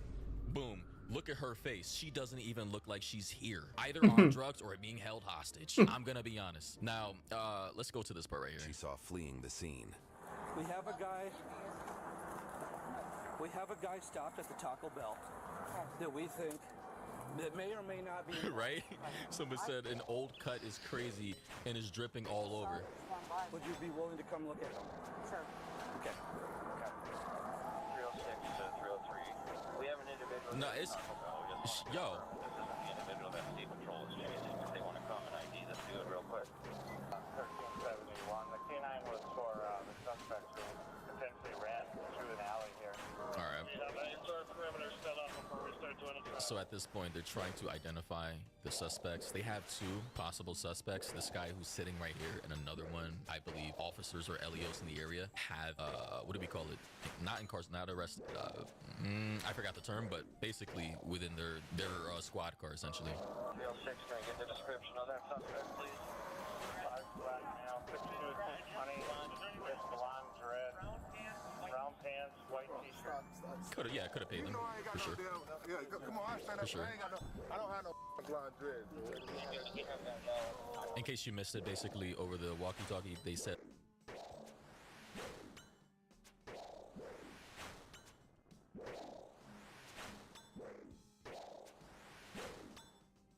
Hey guys, and welcome back to the Path to Exile podcast, episode 51, partner with Mobilytics. I'm Cal Torak, and joining me per usual is me, Soshiro, and Dead Rabbit. And if you're new here, we have our audio-only formats on Apple Music and Spotify, so if you prefer to listen instead of watch, check us out over there. This week, we have our special guest, Farmer. Welcome back, man. I think this is your 4th time on the podcast, so I think you're like the first time we've had a person we've had 4 times back, and we have a elephant in the room we need to address. Over the last 4 to 5 weeks, you have been a talking point on this podcast many times, and half of the audience is looking for justice for Farmer, and the other audience is looking for you to answer for your crimes. So please, can you go ahead and just fill us in on your loot filter, why it looks the way it looks, and why you hid visions. Why were you hiding visions initially? This is a slander on my good name. Okay, this is a slander on my good name. All right, the colors are fine. All right, like you're gonna hear this Prada guy like fucking colors. Like, why is it blue on whatever? It's like, okay, you want the good loot to like really pop out, so you know what to click. Right. You also need to color code things, right? So you know like for example, my chatters, I don't know about you guys, they're broke as shit. Like they wanted me to keep in exalt orbs for like the longest time. I'm gonna be real, I'm not picking that shit up. You know what I mean? But like so you have to have like the filter like has to have some of the items like I know that like the chatter's gonna want when they use it, but I know I'm never picking up. And then you have to have colors where it's like this is something that I want to pick up. So like you gotta have like colors that stand out. Okay. So I have something that I want to get off my chest, because I've been sitting here for a while, and normally I'm not on Farmer's side on these things, but for this situation, right, I see it. Well, or rather, it's the lack of vision that is maybe what I am kind of feeling solidarity with, because there is a genetic struggle in this podcast that some people just don't understand, all right? There are things that are really hard to see sometimes due to the fact of, you know, maybe some predispositions that we have. And as a result, we have to make things a little bit easier for us to see. So, yeah, I understand. I get it. I get it. I get it. What are you talking about, Miso? Thank you. Thank you. I appreciate that, buddy. Also, Cal, I feel like we should address this early. Are you on the run or something? Like, what's going on with the fake mustache? What's up, fake? I'm on the run. I'm trying to become a Viltrumite, dude. Okay, got you. Trying to take over the world, man. Just want to make sure. That's impressive that you can grow it that thick, honestly. I didn't know I could. Mustache? No, that is real. genuinely impressive. Cause like, you see that? This is about as good as my mustache looks. All right? it doesn't get better than that. So like, that's actually wow. I lucked out. Wow. I lucked out. Yeah. Thanks, man. Yeah, I don't know. It became like it was weird because like the initial talking point of your filter was I went to go use Pradas because I used his previously for low rarity farming, and the little snake turned it into shit talking you when I was trying to shit talk him. But you have been a little bit memed on a little bit, so I wanted to give you a little bit of a talking point for your loot filter. The Prada little gups that are just over, like, you know, whatever Prada says, I'm just gonna say it too. Like, think for yourself, okay? Think for your goddamn selves, all right? Look at the filter; it makes sense. I think it's a pretty good lineup. We have like a guy from the westerns in like the 70s or something, with Kaltorek with his mustache, and we have actual Anton Chigurh from No Country for Old Men. You son of a other side with the goddamn bitch. So, Dude, like that is so hilarious! Holy crap! Wow, is that a normal meme in your chat? That you do? That hair is perfect for it. Can you do what's the most you've ever lost in a coin toss? Can you do that real quick, Oh. please? Oh man, that hair is sick, dude. You nailed it. I'm gonna link it in chat. I don't know if you can put it up, but I knew exactly what you were talking about when you said that. It's so funny. This was my like, what's it called? My thumbnail. My thumbnail. That's so on my funny. streaming yesterday. It's so fucked up. That's so funny. That's the first superior Yeah, it's on stream right on Basilisks. It was fucked up, man. Like, I literally put that up there for like 1 millisecond, and then for the rest of the stream, that thumbnail was just like whatever, man. Like, whatever. It's like, let's just call Twitch it racism or algorithm, something. it's improving every day. It's improving every day. Every day. That's hilarious. Why do I feel like your forehead's getting bigger for some reason, Farmer? What is this podcast? Yeah, all right, it's gonna be like that, Miso? Huh? It's gonna be like that? Why does it look like your forehead's getting smaller? Is it because of... Never mind. Forehead is not... If you ever watched One Piece, right? Yeah. You know who Dr. Vegapunk is? Yeah, he's got a big head. That guy got a big-ass head because his brain keeps growing, all right? Fun fact about me, my brain is still growing, all right? I learned about European geography the other day, and I could feel my forehead. It was like... You know what I mean? Like, it went up a little bit. Like, I learned about, like, Yugoslavia or some shit. And then it immediately went back down. So I'm not sure why the forehead's getting bigger, because I forgot that shit immediately. Oh, man. I'm hitting a lot of ones and zeros, though. Holy. I see. Interesting. That's funny. Yeah, well, welcome back to the podcast, Farmer. Opening, this is the way a Farmer episode opens, per usual. A little bit of roasting and light racism. Farmer, welcome back.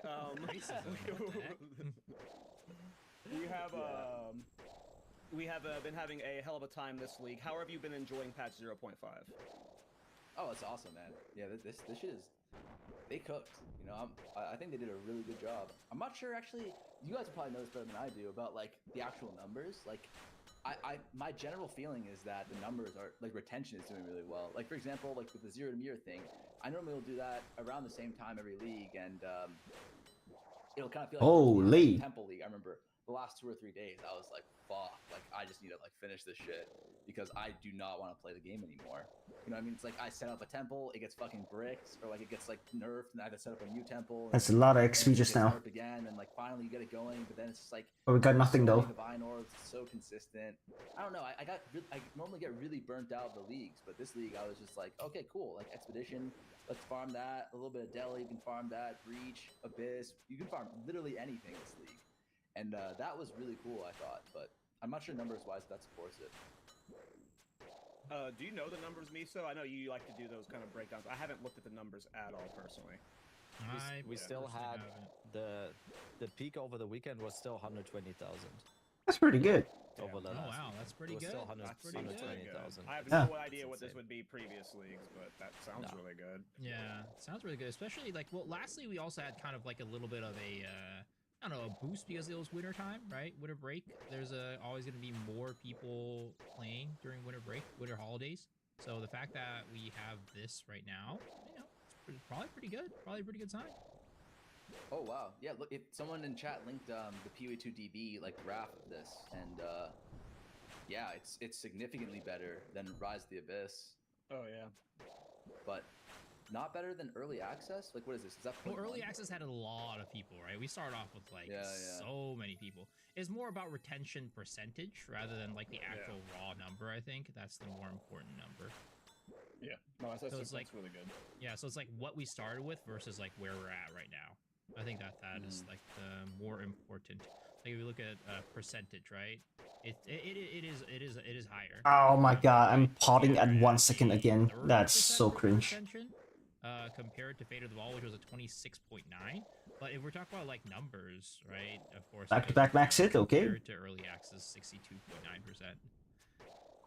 Yeah. Yeah.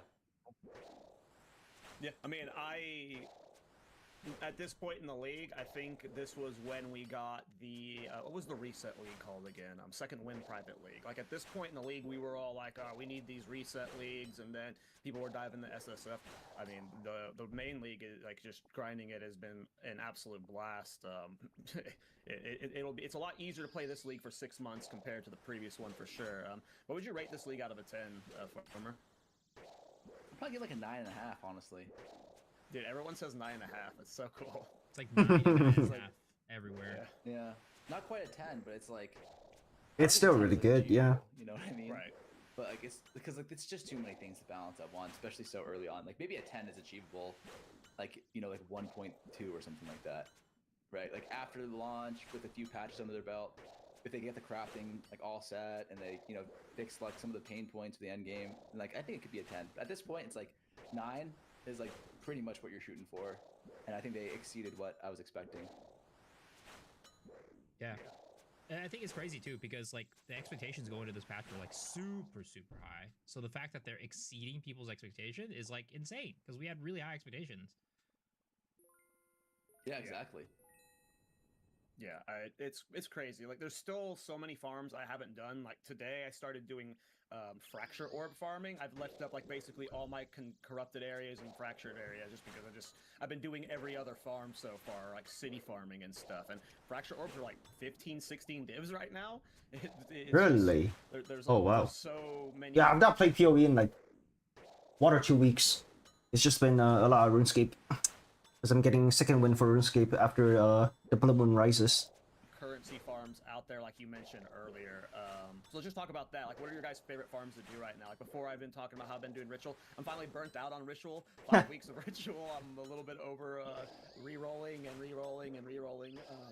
So I've been trying new stuff. I didn't really like Expedition that much, but I just happen to have a bunch of Fracture farms up. So that's what I've been doing, is just been doing Delhi Fracture farming. What about you, Farmer? What have you been farming lately? I haven't been farming at all lately, but I will say I liked Expedition a lot, you know?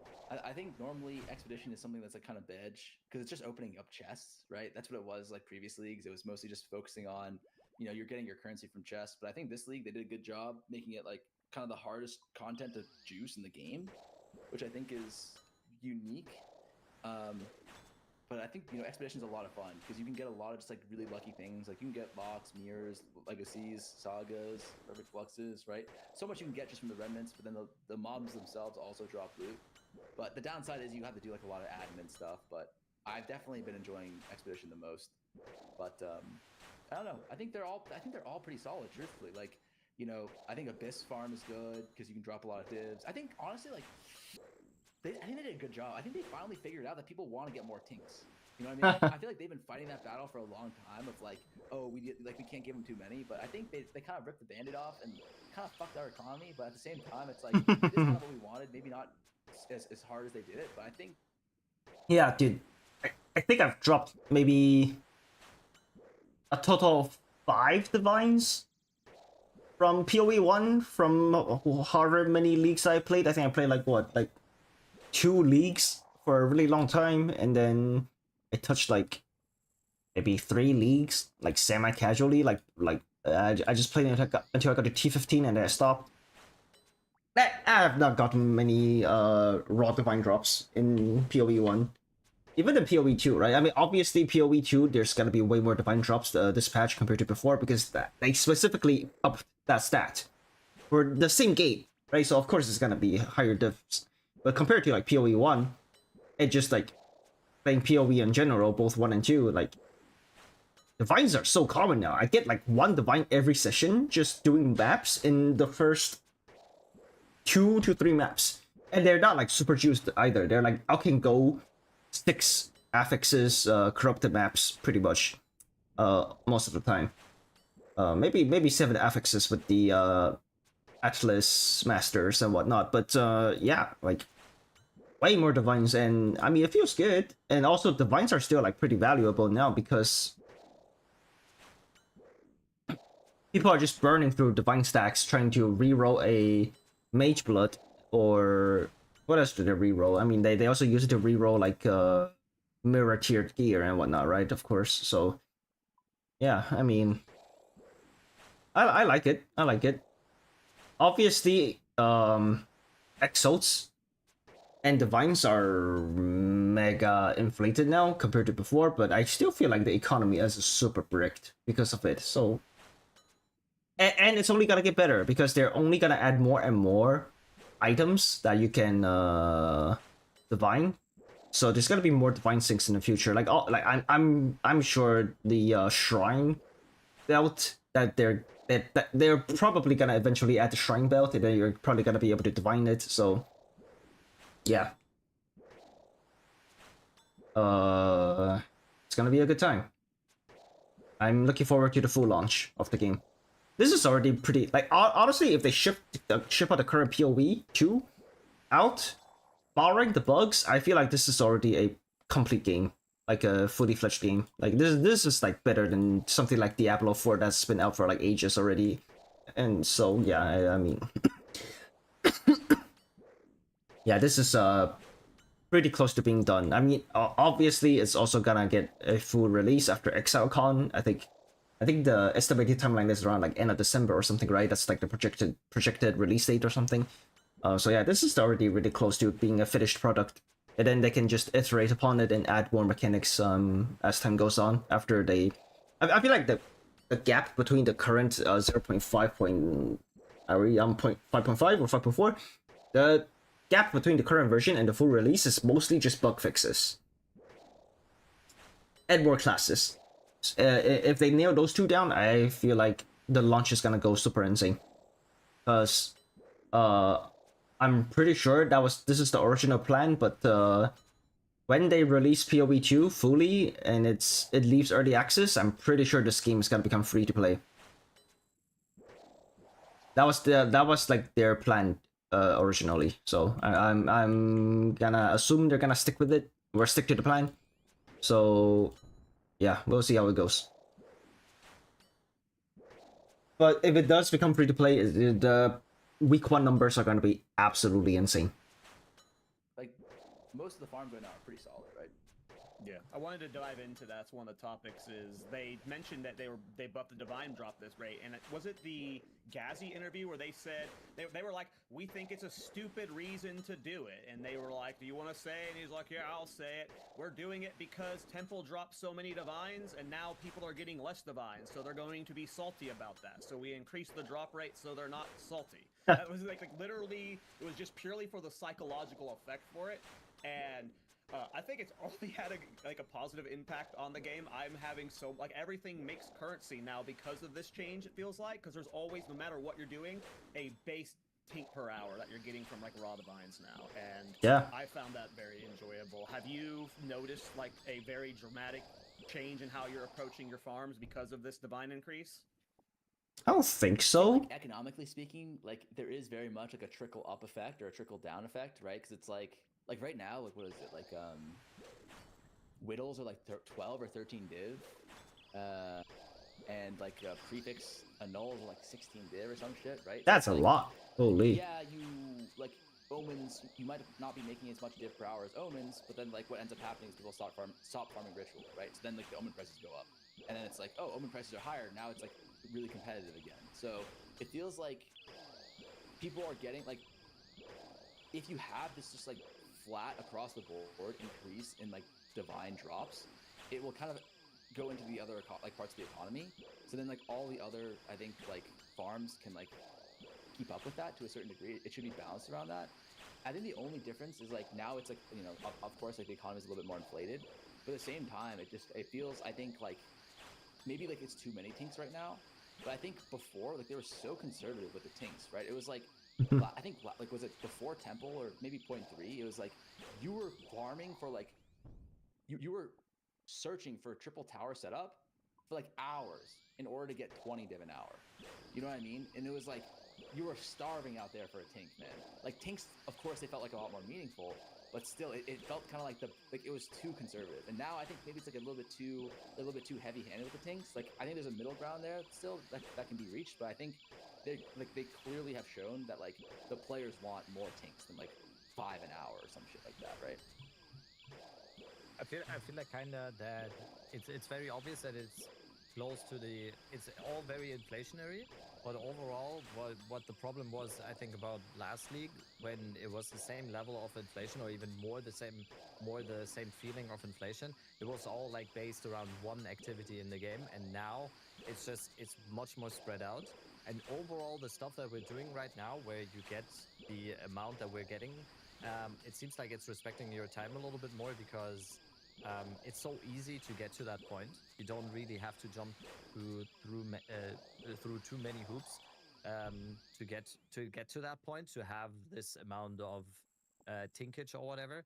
So I Tinkage. still prefer this. That's a 100%, that's a nice word. I actually kind of agree that it might be a little bit too inflationary right now, and how it will look, how this will work in the long run is like remains to be seen a little bit. But what do you mean tinkage, Lamau? it's the expression. Huh? It's the expression, okay? It is official PoE2 vernacular, tinkage, and Yeah, that's true. That is very true. But it's just rather it being focused onto one activity, and everyone feels like funneled into that activity and gets super big FOMO if they aren't doing temple. Now it's like you can do Abyss. Oh Ritual, my god, Breach, what did I whatever just the do? fuck, you're getting it everywhere. I just So wasted Perdos. it's a little bit easier. Abyss, like. I would say that if you just ignored Temple last league, it was also kind of the same situation. You could farm whatever you want and you still got money. Last league, like Breach Splinters were worth a lot. The Expedition Splinters were worth a lot. You know, Abyss was popping off. Ritual, you were still making good money if you were... I mean, I would say Ritual was always making decent money, though it was kind of like feast or famine last league. Now this league, there's some consistency. But last league, if you just ignored how crazy Temple was, everything else still gave you money.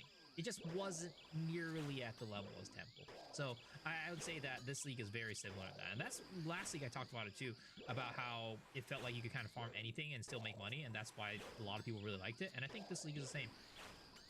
I do agree with you. I've had that same perspective, but this league, I don't feel like an asshole for not doing specific farms. Like, you know, like at times the money that Temple was making, like you said, you had to ignore it, because if you didn't ignore it and you saw the mirrors they were getting, you know, that started to feel bad. That doesn't exist this patch. There's no farm I'm looking at like I don't look at Expedition farmers and go like, oh, I'm super far behind that compared to last patch, where anything I was doing last patch, if I actually looked at what like 70-room temples were doing, like the gap would have been too big, you know? Yeah. I think one thing that's really important that Rabbit said too, which I don't think I factored into like what I was thinking, which I think is really true and adds a lot, is that before, if like for example, like last league, like maybe like because you were like a big like Abyss farmer, right, Miso? Yeah. And like the Omen of Lights were like 30 something div or 40 something div, so it did like kind of like trickle down to that. But I think one thing that you're missing out on with Abyss, like last league versus this league, is like Omen of Lights. Sure, they're cheaper this league, but like what Rabbit's saying is you're still farming like random raw divs all the time when you're farming Abyss this league. Whereas previous league, you were pretty much just farming only the lights. Yeah. And it's the same thing with Breach now. It's like you're just getting like 1 or 2 tanks per Breach that you do. And I feel like that is like much better balance to have like a certain baseline level of tinkage that you're getting from like every farm. I guess maybe the exception here would be like Ritual or Temple, right? But even Temple, you're like dropping all these like infusers or whatever, and those are worth like a div, couple div now. So I just feel like overall they did a great job like flattening the curve and making it so every farm not just gives you a good amount of currency, but like is fun to play and is like that, and you get that like classic dopamine that you expect out of an ARPG from like, or at least from PoE 2, of just like the white text or the white background, red text, and then like the shing sound, right? So I think that is why the farms feel so much better this league versus last.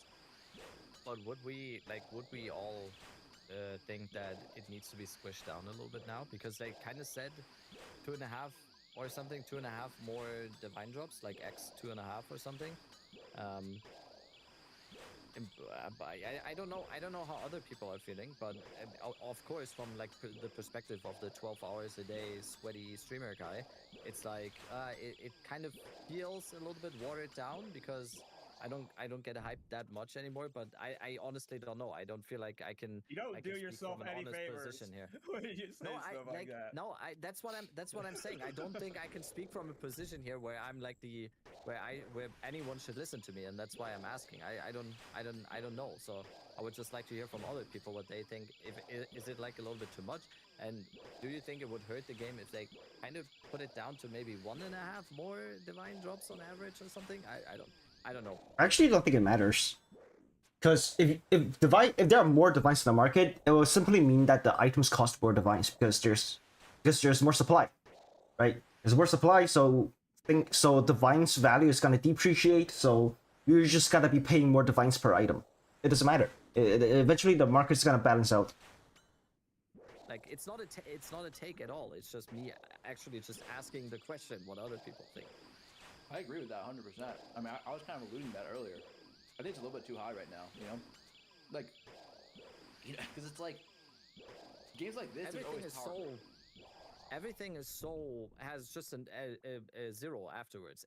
Anything that costs divines just has a zero after it. Yeah, so yeah. But then you're wanting to nerf rates, which like...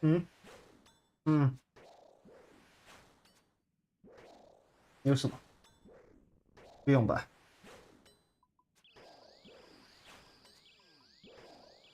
是不是？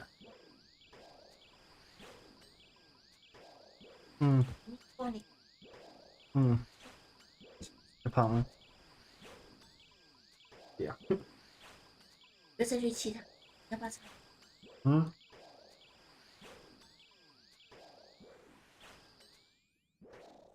做了没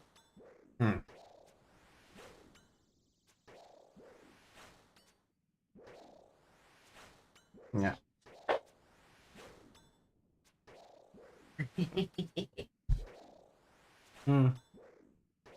Oh. Oh, so I did get a gem drop. I don't think this guy drops gems organically. I think it's from the rare drop table that I'm getting this from. I might use the toilet. We're back. I should be fine here, right? The aggro timer is... My potion's done ticking. I'm just gonna repot. Okay, I'll be right back.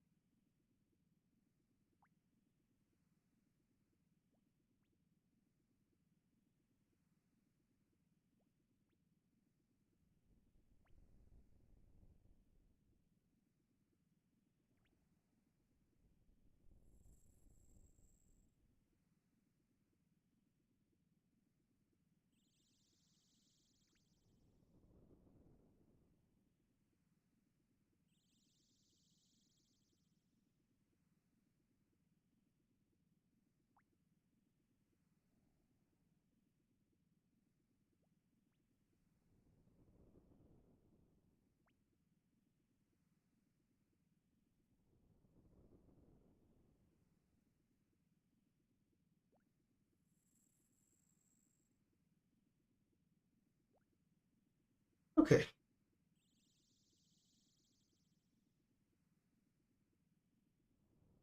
So, I get what you're saying. It might be slightly inflated, but from my perspective, I operate in a realm like a tier or two beneath you guys in amount of currency. My last build had 1,500 divines into it total. That's my most expensive build I've ever made, like this league for sure. I used to make 10 divine builds back in the day. Right, 1,500 divines is a lot to me, and there's still so many pieces out there that are like taking me weeks to farm for me. And I constantly get comments that are like, they can't afford my builds. They can't afford them. So like I know there's like the noob perspective. I don't relate to the noob perspective even. Like there's just bad players out there that still are always like I make 5 divines in like a league. So like when you That's start whack. nerfing it, you have to like raise the floor a little bit. I don't know. For me, it's fine. It feels good to me. Isn't the effect the same though? Because kind of, but what that guy wants to buy is also going to be much cheaper in terms of just value, like divine value, isn't that? Yeah. That's exactly what I meant. Like, or what I said. If you boost the divine rate overall, the divines are gonna depreciate in value, but then everything else is gonna be more expensive in terms of divines.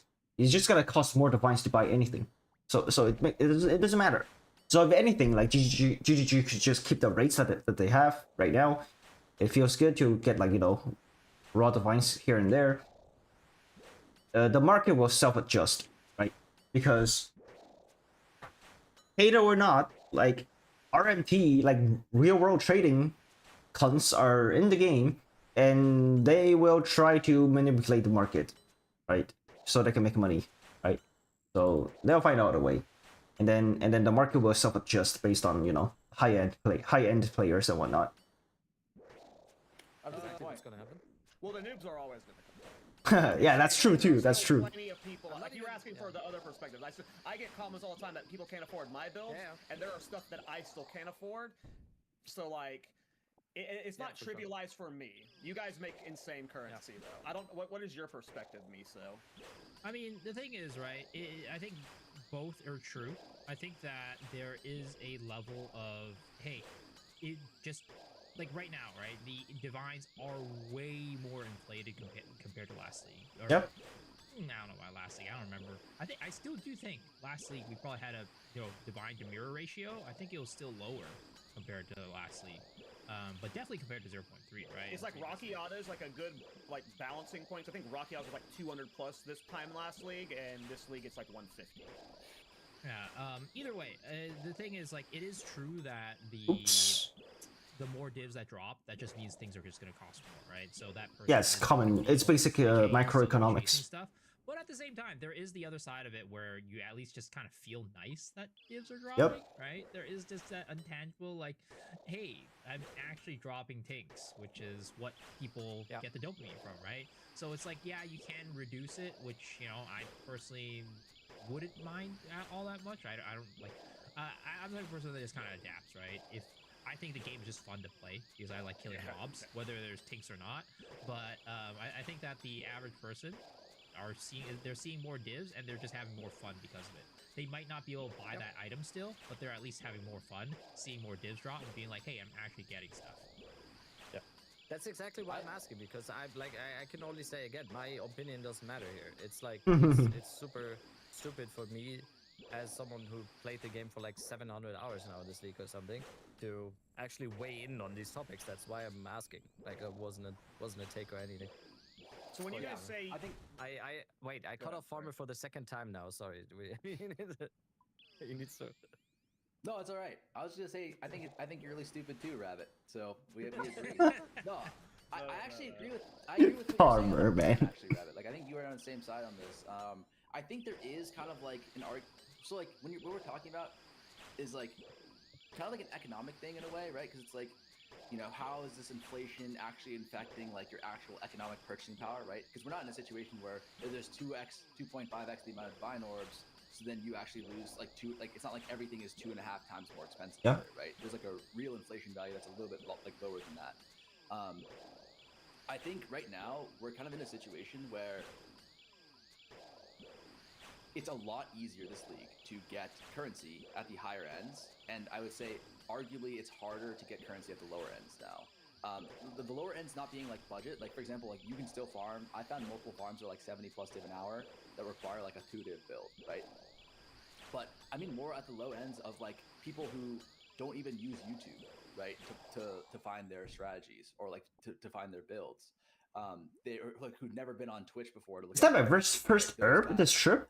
I think in a way are actually suffering more What than the? a Twitch player this league because it's like they're getting like a tenth of the vines that like the normal, like for example me, if I'm juicing all those legacy expedition, I'm making easily like 120 150 div an hour, which is like legitimately like 10 times more than we would make in 0.3, right? Whereas the previous guys are not making like that 10x more. They're only like doubling the amount of actual div per hour, which I think hurts them in the end. And I think when we have these like really big inflationary numbers, it's usually the case where the people at the top end benefit the most from it. And like there is a perceived benefit from like the bottom end players of like, oh, I'm dropping more tinks, but then it's like, well, why can't I buy any builds still? Like, why am I still going on Kyle Torak's YouTube comment and being like 15 divs or like 150 divs? Like that's crazy.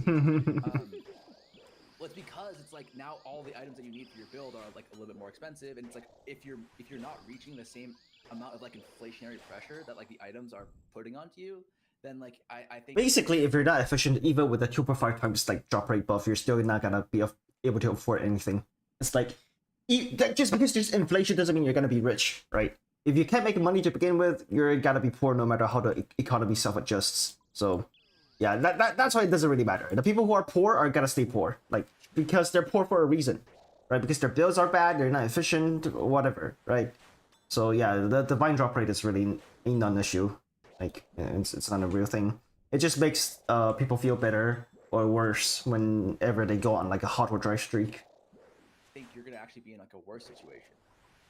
But I do think though that like it does feel better, and I don't disagree that like increasing the tinks, like 100% I'm on board that they needed to increase the tinks, right? I 100% agree they needed to increase the tinks, but I think Rabbit's question is, did they do too much? And I would say, I think a little bit, you know, like a little adjust, like maybe like 10% less, where like 20% less would be good. And I'm also worried that we're going to be getting into a situation with like power creep, for example, right? We're at like 100 div per hour this league, right? And if we're concerned about like, oh, the devs are like, oh, last league is 100 div per hour on the top end, then like this league we got to make it like 110. And then like No. further and further up, That'd be crazy. Like, div per hour or like loot explosion power creep thing, then we're gonna just like end up being like a MOBA game, right? Where it's like you see like 20, like instead of like it just says 10 on the screen, but like the number that actually changes is like, is it billion? Is it trillion? It's the Diablo problem. 100, 1K, like 10K. Yeah, I don't think GGG's gonna do that. Examples, and it won't really get to that point. That is kind of a concern that I have with this whole like exponential growth in div per hour. Well, I don't think that's the case though, because we're getting less divs per hour than last league for sure. Like there's no way we're competing with the amount of divs we're getting from Devil. So we actually did go down compared to before. Yes. But compared to point 3, It's such a funny topic. Well, for sure. Well, yeah, I agree with what I think we all are on the same side, but I think like it has to be both things. You can't just nerf the top and not tweak the floor. Like they both have to come closer. If you only nerf the top, that doesn't do anything for the people at the bottom. You two, farmer, dead rabbit type players, you're always going to make more currents. Like there's no way a casuals ever comparing to the, like there's no getting that gap closer. It's always going to be as big as it can be. But like you have to like go from both directions if you're going to make it any better. If you just nerf you guys, like you're still going to be like, you guys make the price of the economy. Whatever you guys are doing is what prices things. So it's like I pre-watched the video. It's like everything I said they're saying at the same time. I mean, okay, it's like to be fair, it's just basic economics, but yeah, it's crazy. Like you have to have more tinks, but you also have to make you guys make less tinks, which is a very hard balancing act. The reason why I mentioned Temple League, I know it's like way inflated, but the reason why I mention it is because again, I don't think GGG is they're trying to go in that direction of like making things go up. I think like Temple League was like oh my god, we had crazy inflation, but they mentioned specifically the reason why they increased the div drops was to make it so it didn't feel as bad compared to, because we had this crazy inflation, right? I think their goal and what they want to do is still kind of like, you know, slowly but surely take it back down to kind of normalized levels. What's the best way you make currency right now, Farmer? Like how, what is like if you were going maximum divs per hour? Is it profit crafting? What is it? Profit crafting is always going to be the best. For me personally, this last couple of days, no. We had a bad couple days. The economy, you know, egg prices were influencing this, of course. But you know, profit crafting is generally number one, and then I would say number two this league would probably just be expedition. That shit is crazy. Easily like 100 plus div an hour, like consistently. You just drop so much shit, and that's like not even including getting that lucky. Or like maybe ritual or some shit, but it fluctuates. Like I said, you know, like ritual prices, how they are right now, I could actually easily see ritual being like one of the best ones in the league too. But I think it's all like relatively balanced. I really do. Like it does feel pretty solid right now. Interesting. Okay. Yeah, I mean, most of my currency just comes from just getting raw drops and selling them. Whether that's getting, you know, a Garcon's Resolve or whatever. I never really profit craft, but I always hear profit crafting is just like far and away the best way to make currency, and I just don't know how you ever close the gap between somebody who profit crafts and who, like you mentioned earlier, doesn't even look at a YouTube video. Yeah, just right? alks and goes. That gap will always be like Mount Everest in size. I mean, the answer is you don't close the gap. You just don't. The thing is, you shouldn't even try. It's there. It's gonna be there, and it's also what makes the game kind of good. It's skill expression. That's what I'm saying. It's like it's an unsolvable problem. yeah. Like, we're like talking about the Like, people it's who are in this- the YouTube comments that are like, I can't make 10 divine builds. Like, you're never gonna be able to compete with Oh. Farmer. It's a skill. It's a skill to profit craft or craft, as Farmer did it in the last 3 days. No profit, just craft. I'm like, it's like a quantitative easing. You know, I'm putting my currency back into the market. It's give and take. Measures everything. Yeah, exactly. Like, Holy. we have no like sort of like Federal Reserve shit. It's like, you know, we gotta step in as the people and fix the economy ourselves, right? This is how you combat inflation, guys. You burn those divines like Farmer has. That's the play. That's the play. You've been talking about Expedition a few times. I've done it on a few builds. Like as you mentioned, it is the hardest content, which I think there needs to be more of that in this game, where you can just juice the hardest content, and it also becomes the most rewarding content. I think that is super cool. But of course, there are some builds that you just can't do it on. So I've only been able to do Expedition on one of my builds so far. What are your thoughts on Expedition so far, Farmer? Just like all of the changes that have happened. You know what? I'm gonna go ahead and say, like, I agree with you entirely. I think one of the best things about Expedition is that they actually made like difficult content. You know, like last week, even with like Temple, you slap a head under on your build, and then you just like shit on it. On, like, What am I builds, doing, right? man? You would just have, Dude, I'm like 50 plus bird flicking, and then my middle finger is twitching, and it's making me right click, holding up this menu, and then it's making me miss my bird flick.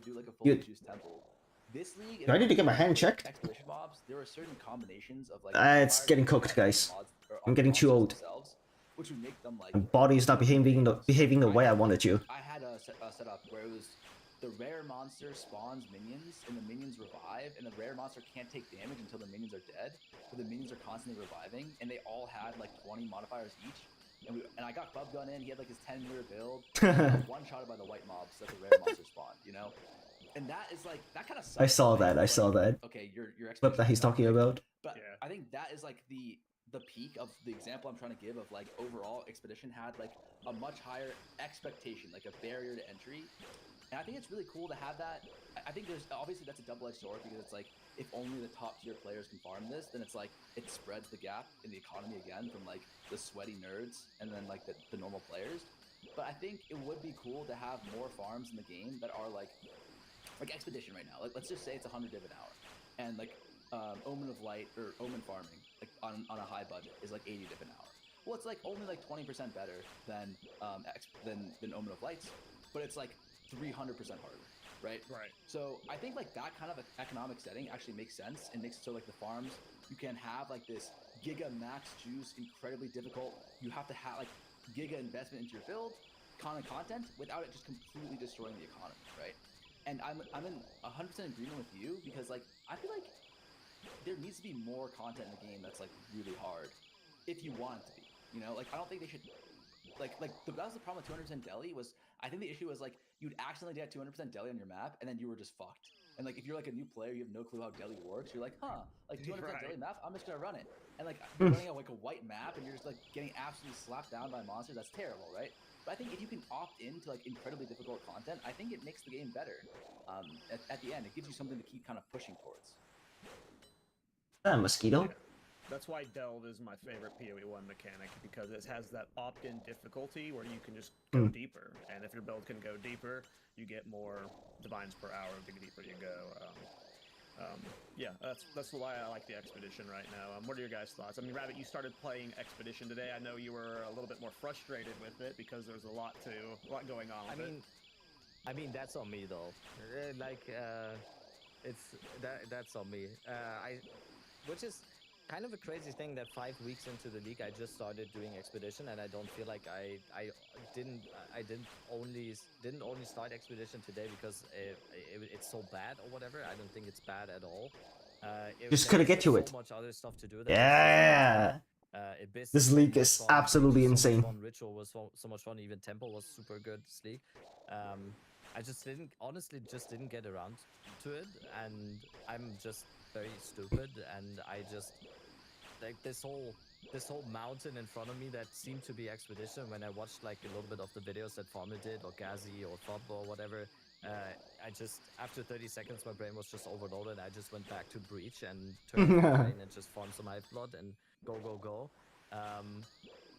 So yeah, I started today actually for the first time ever. And it started off very frustrating because in comparison to other stuff, it's so much different. But as it started to click, it got more and more satisfying. Especially the Aldo Saga and everything, and then being able to actually self-sustain the Aldo Saga and then getting into it a little bit. Wait, is Farmer getting money right now to put a shoe on his head or something? Isn't that like a hugely humiliating thing in some cultures? Wait, is it? Is it? Yes. Yes. Oh wow, you What just is got that? like wow, What it's the like fuck you is that? baited you into doing something really bad in their culture. no. Like the ultimate humiliation in some culture. Oh god. There we go. I heard, yeah, maybe it only serves the fetish. Okay, no, it started to get more and more fun, and I don't know if the comparison is good or anything, but it is a little bit like Temple, just on the very, very base level, that it might seem a little bit overcomplicated at first, but the more you get into it, it's more fun. But at the same time, I can wholeheartedly and fully understand someone who just doesn't want to engage. And I don't think they're missing much if it isn't fun for you. If you're the type of player that mainly goes for I just want to play the video game to have fun and not chase the best strategies all the time to just sweat your ass off to get 1 divine more per minute or whatever, do whatever the fuck you want.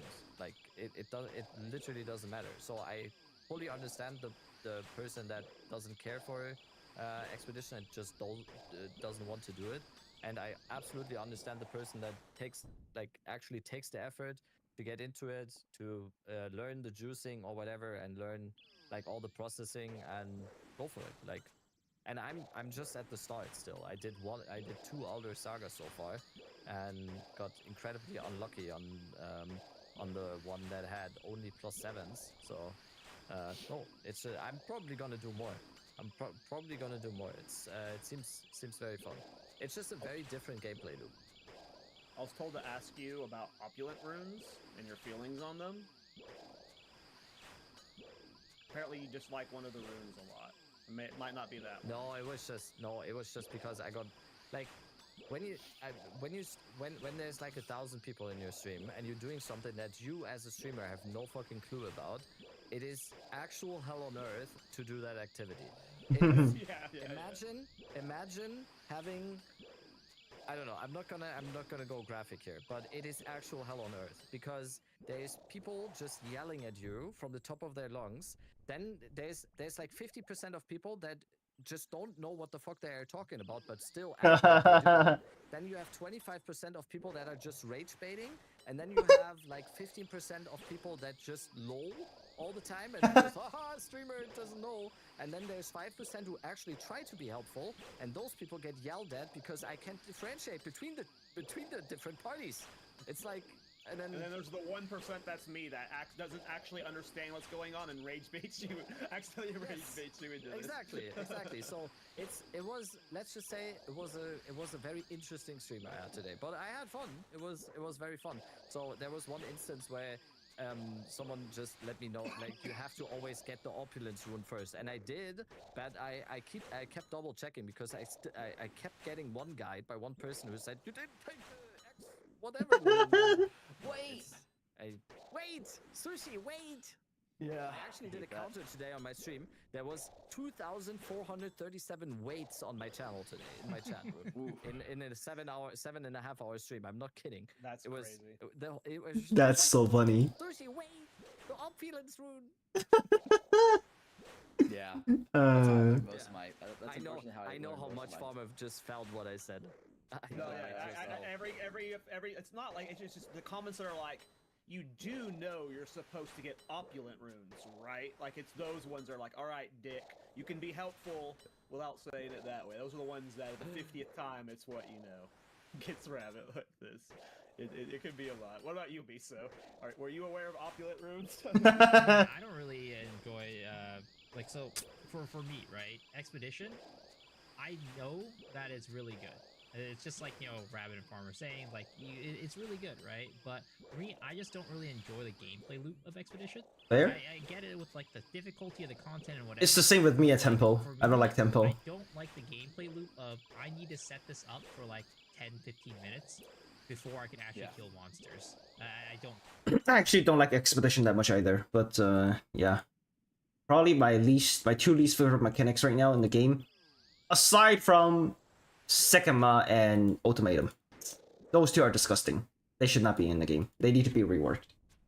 Those two mechanics are so disgusting gross. No one does. No one likes that. It's the whole thing of like how I compare it to is like, hey, do you like setting up your maps? Do you like having to go buy tablets for your maps? Going to, like, you know, somebody's hideout and being like, all right, we're gonna go get these tablets, and then we gotta go like desecrate your maps before you can go in, and you gotta put the emotions on there. You gotta go chaos it. Like, I don't like that. I just want to go in, click. I can go. Kill stuff, walk out with a bunch of tinks and loot, and then leave, and then move. Hell yeah. Right?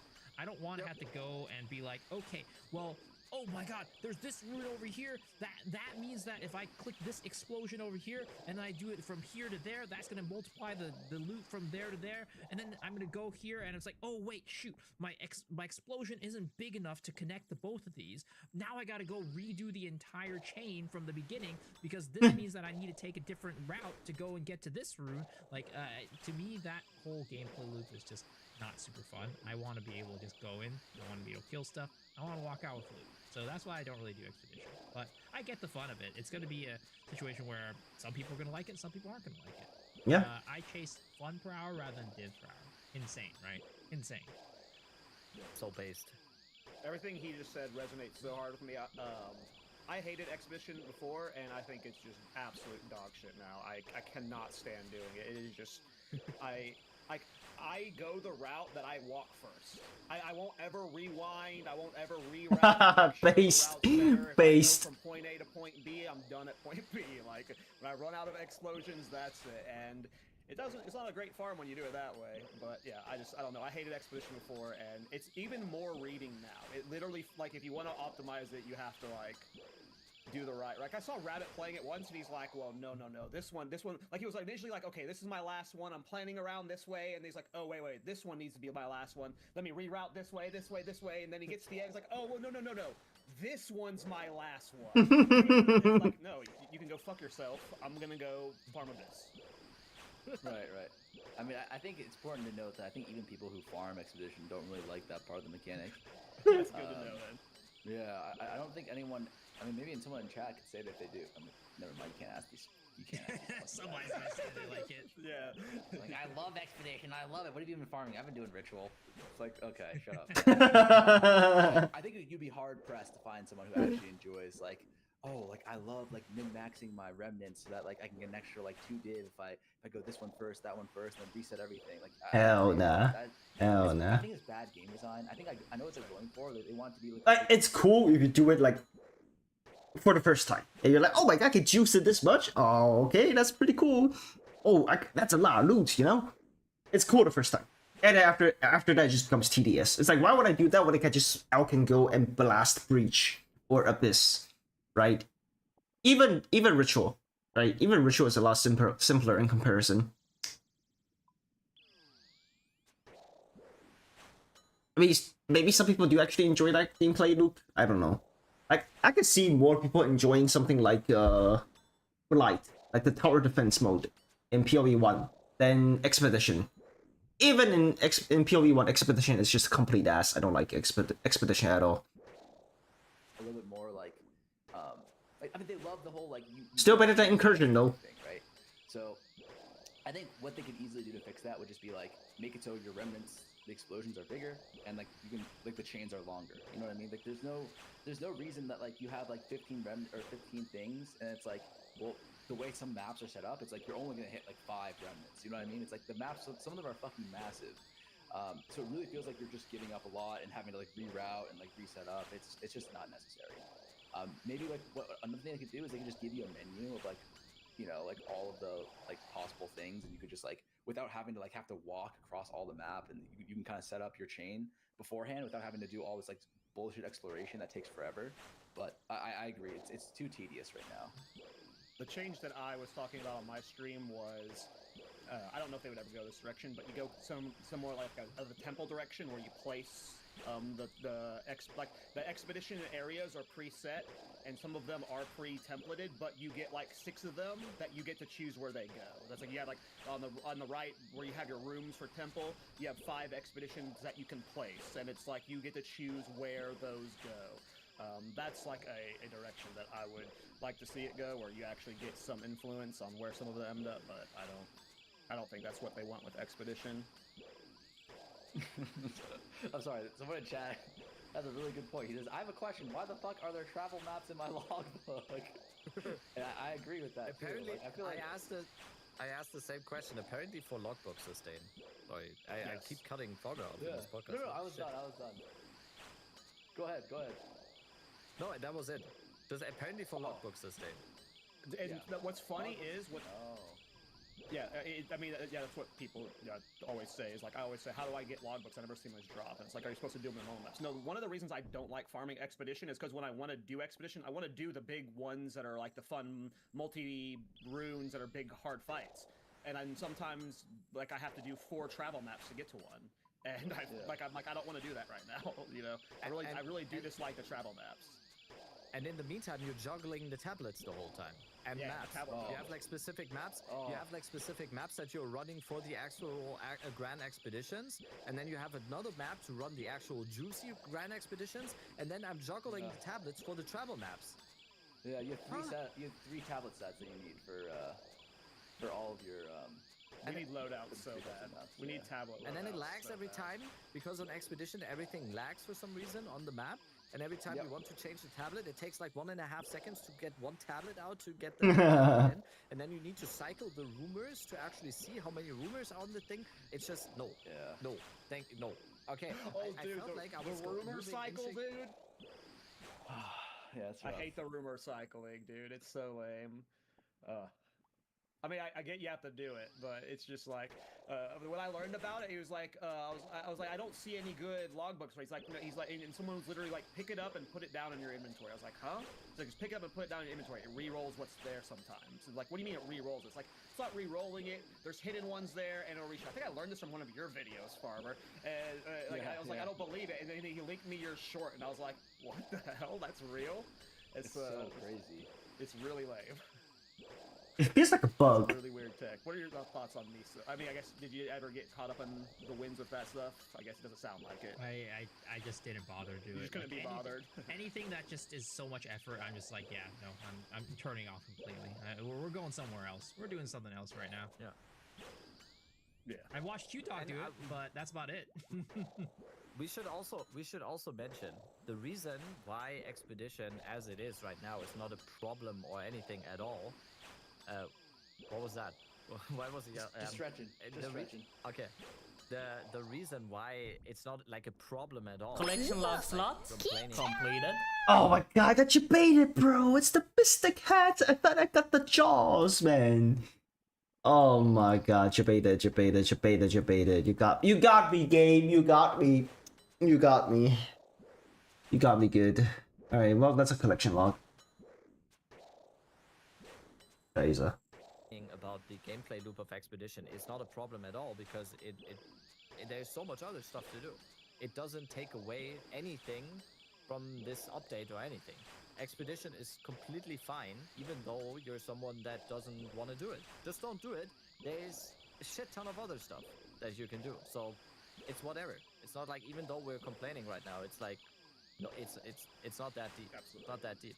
You can still have fun with it if you like to do that sort of thing. It's like, yeah, okay. A lot of this is also feedback, and then we do recognize, like, me and Miso saying we don't like Expedition, like every farm in the game can't be designed for every person. Everyone has their different play styles, different approaches. Some farms and play styles require a lot of, like, planning and min-maxing for them to be fun and juiced, and Miso's a poor boy, he can't handle that, so it doesn't work out for him. And I agree. All I'm saying is that Expedition would be a lot better if you threw at Siri in it. That's all I'm saying. Why it's Siri specifically? Why? I mean, you give us like 4 reasons. Look, I Feet? can, but I think that for the safety of the people in the stream, I'm just gonna hold off on that. DJ. Fair enough. I would say I agree with you, but probably for a different reason. I think for me, I would want Ziri in there for the boobs. Oh yeah, I see. You know? Well, I mean, look. If you want me to spell it out, all I'm gonna say is, Ziri's boobs are mid. All right. Yeah. More of the pre-transform Ziri version. Just walking in the pool. That's more. That's my speed. Okay. Let's be honest. I'll be honest on this one. All right. Okay, I agree. Actually, I agree. I know Rabbit agrees. Before we fully move on from, go ahead. Sorry. Yeah. Go. No. But we should move on. Yeah, we should definitely move on. Before we fully move on from Expedition conversation, when we were talking about it being the hardest content in the game, do you think GGG should be trying to make every single farm have some form of pinnacle version that reaches these difficult levels? Or yeah, probably. Should it just be something that's like, you know, an occasional thing every once in a while? No. I think every mechanic should have one. There should be like the Weenie Hut Junior farms that like anyone can do that is solid. There should be like the mid-range farms that like most people can do and they're solid, and there should be like the high-end farms that like, you know, you have a better build you can do and you're solid. And I think that's what this league was. And then I think there should be a 4th category of like if you Ubers? Did you guys play RuneScape at all? Old school RuneScape? Oh wait, farmers, OSRS gamer. Yo, respect. Yeah. There's this thing called raids in there. I think it's based off of World of Warcraft raids. So Rabbit, you're probably familiar with. With that stuff. But raids like are when really, you go do. Just kidding. People know what raids are. But it's like really high difficulty, really high skill basement, and also really high skill ceiling. And it just so happens, like, you also get the best loot, like the best div per hour kind of thing in there. And it's like a lot higher, like probably like 2x higher than I think the next best stuff. Probably more. When I first released it, it was like the faker of RuneScape. It took him like a whole day to figure out how to clear the thing. And I just feel like that level of difficulty, I think, is like I don't know. I think there's room for that level of difficulty in a game like PoE. Yeah. Where like we have all this like there's think about how many people who have like mirror. Okay, no, but like think about how many like casual farms there are in PoE, right? Like there are so many farms that you can do in PoE with like any budget level. Like basically every budget level, there's like something that you can do to farm pretty efficiently in, right? And then of course like with the more budget that you have, the more defines you're gonna get per hour because you're just blasting faster and all that kind of stuff, right? But then that's like talking about profit per hour. Well, if we're talking about difficulty, right? If we're talking about difficulty scaling, there isn't really that much difficulty scaling in the game. Like right now, the biggest difficulty scaling is like the remnant rune passing, right? The rune Malzahar AIDS chain from Expedition, right? And I guess ritual for a bit was like pretty. Ritual can get pretty juiced if you know stack enough summoning circle bosses, and then they nerfed it, and now it's no longer that crazy at the end game. And then you've got the pinnacle bosses, right? But they're not that difficult. You can one-shot them, so you're not really engaging with their mechanics much. So for the people who are target farming them, of course, if you're clearing them for the first time, then maybe not, right? But for people who are target farming stuff like Arbiter of Divinity and whatnot, they're usually just one-shotting them. You're not engaging with their mechanics at all. There's like nothing like mechanically difficult to do. Even with Expedition, there's nothing mechanically difficult to do. It's simply a stat check. You check to see if you have more DPS than the mob HP. If you do, you get money. If you don't do the mechanic. You go do something else, right? There isn't really a skill check in the game. That said, the game isn't out yet. So maybe on 1.0, we're gonna get our first Uber. And that would be pretty cool. But definitely Uber doesn't have to be Uber. It could just be like Ubers or late game difficult content is definitely what's missing in PoE 2 right now. If you're talking about like stuff for the early to mid game or even like the late mid game, there's plenty of content to do, plenty of builds to try, plenty of farms to do. Even the bosses are pretty much in the mid late game category right now for pinnacles. So I think GGG has the basis covered for the earlier to mid half, or the mid game portion of the game, and then a little bit of the late game they've got kind of covered, kind of, not really. But then the late game is yeah, definitely lacking.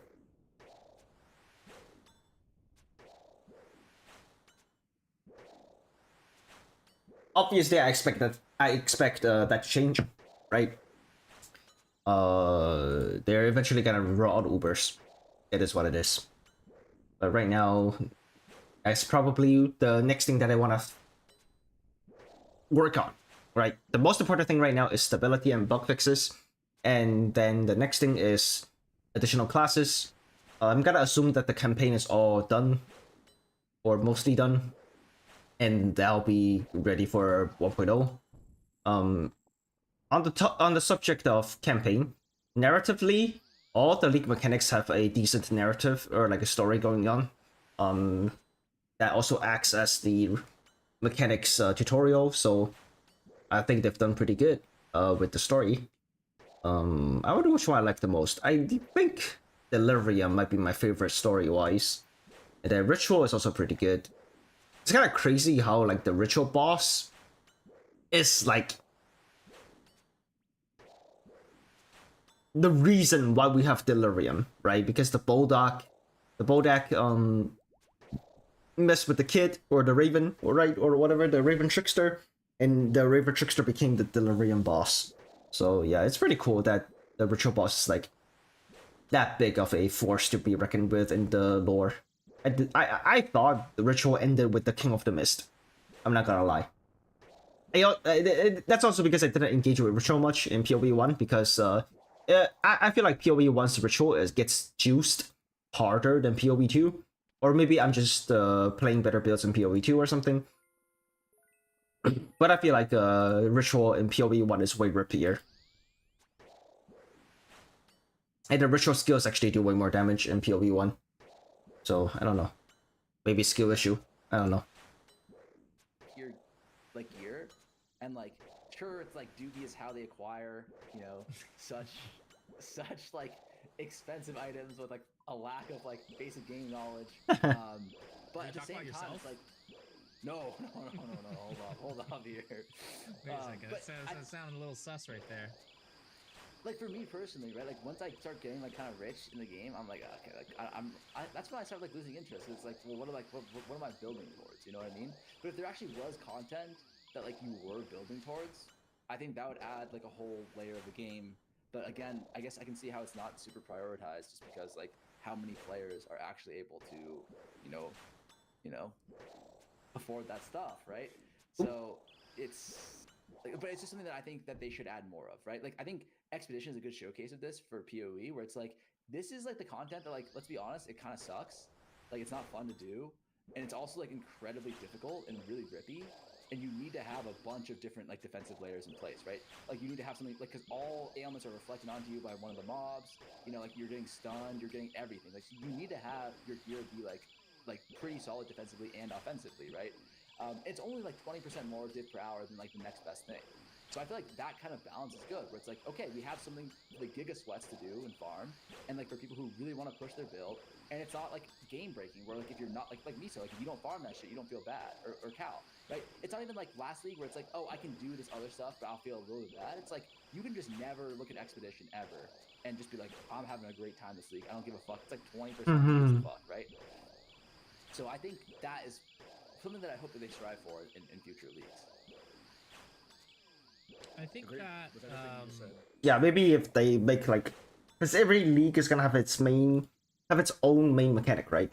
So if they make the main mechanic make 20% more divine per hour, and everything else be like relatively competitive, I feel like that will make the game very healthy to play. Because you're not like shoehorned into playing the current league's mechanic, even though it's like the new, you know, the hottest thing, or the latest kid on the block, as they would say.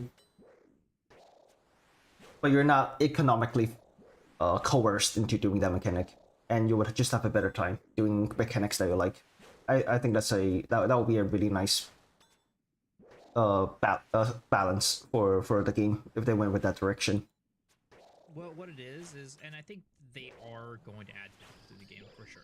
And I think what it comes down to and goes back to is what they said about like Uber bosses and how they kind of tend to nerf the ceiling of that content and content in general, is that they just don't feel like the skills are in a good enough balance right now where they are happy with adding this difficult content in, because they don't want it to be where only like 1% of builds can do a certain type of content. They want it to be more. Maybe it's not going to be 100%. It might be, you know, something closer to 50 or something. I don't know what the number they're looking for. But I do think that eventually they will hopefully add more of this aspirational content to the game for people to actually go and push their builds to the limit. I'm worried though, because like in PoE 1 you kind of have like really good build diversity, yet you still don't really have this kind of content either, you know? Like there isn't really a build, like there was, I'm not sure if you guys are familiar with it, but there was old Giga Juice Blight farming, which was like insane currency, but also incredibly difficult. And they just like gutted it out of the, like, you know, they nerfed that shit, they nuked it. But I don't know, it just kind of feels like I'm worried that like that's kind of not a part of their vision, so to speak, and I think that there is like a really big like opportunity there. I think there's like a gap there that like a lot of players are looking for. Because like right now it kind of feels like at the high end, just like what's the highest div per hour, you know? Not actually like, I don't know, it just feels like all content after a certain point just gets trivialized. And the only thing you really care about is like, do you enjoy doing this more? And is it like it's a factor of two things, like how much you enjoy the content and how much currency you're making from that content, right? I just kind of wish that like there was like a skill component as well. Like, oh, like this stuff is really tough. It's like really rewarding, and like that's why I want to farm it. And it might be like a little bit harder, but at the same time, like, the loot's a little bit better, or it might be a lot harder, but the loot's a little bit better. Something like that, you know? Delve, bring it, GGG 1.0. Yeah, or like Delve, where like it has zero Hmm. economic impact, right? Like whether or not you farm Delve, like no one cares. You know what I mean? Because it's like exactly you're not making more money farming Delve than doing like almost any of the meta strats. But it's like it's really hard, and like there's like that shit-stained Steve guy who like every league pushes like 10,000 or whatever it is Delve, and like he just has a blast doing that. And I wish that like the problem with Delve though is you need to go like 4K forest deep, so you have to spend so much time to get there.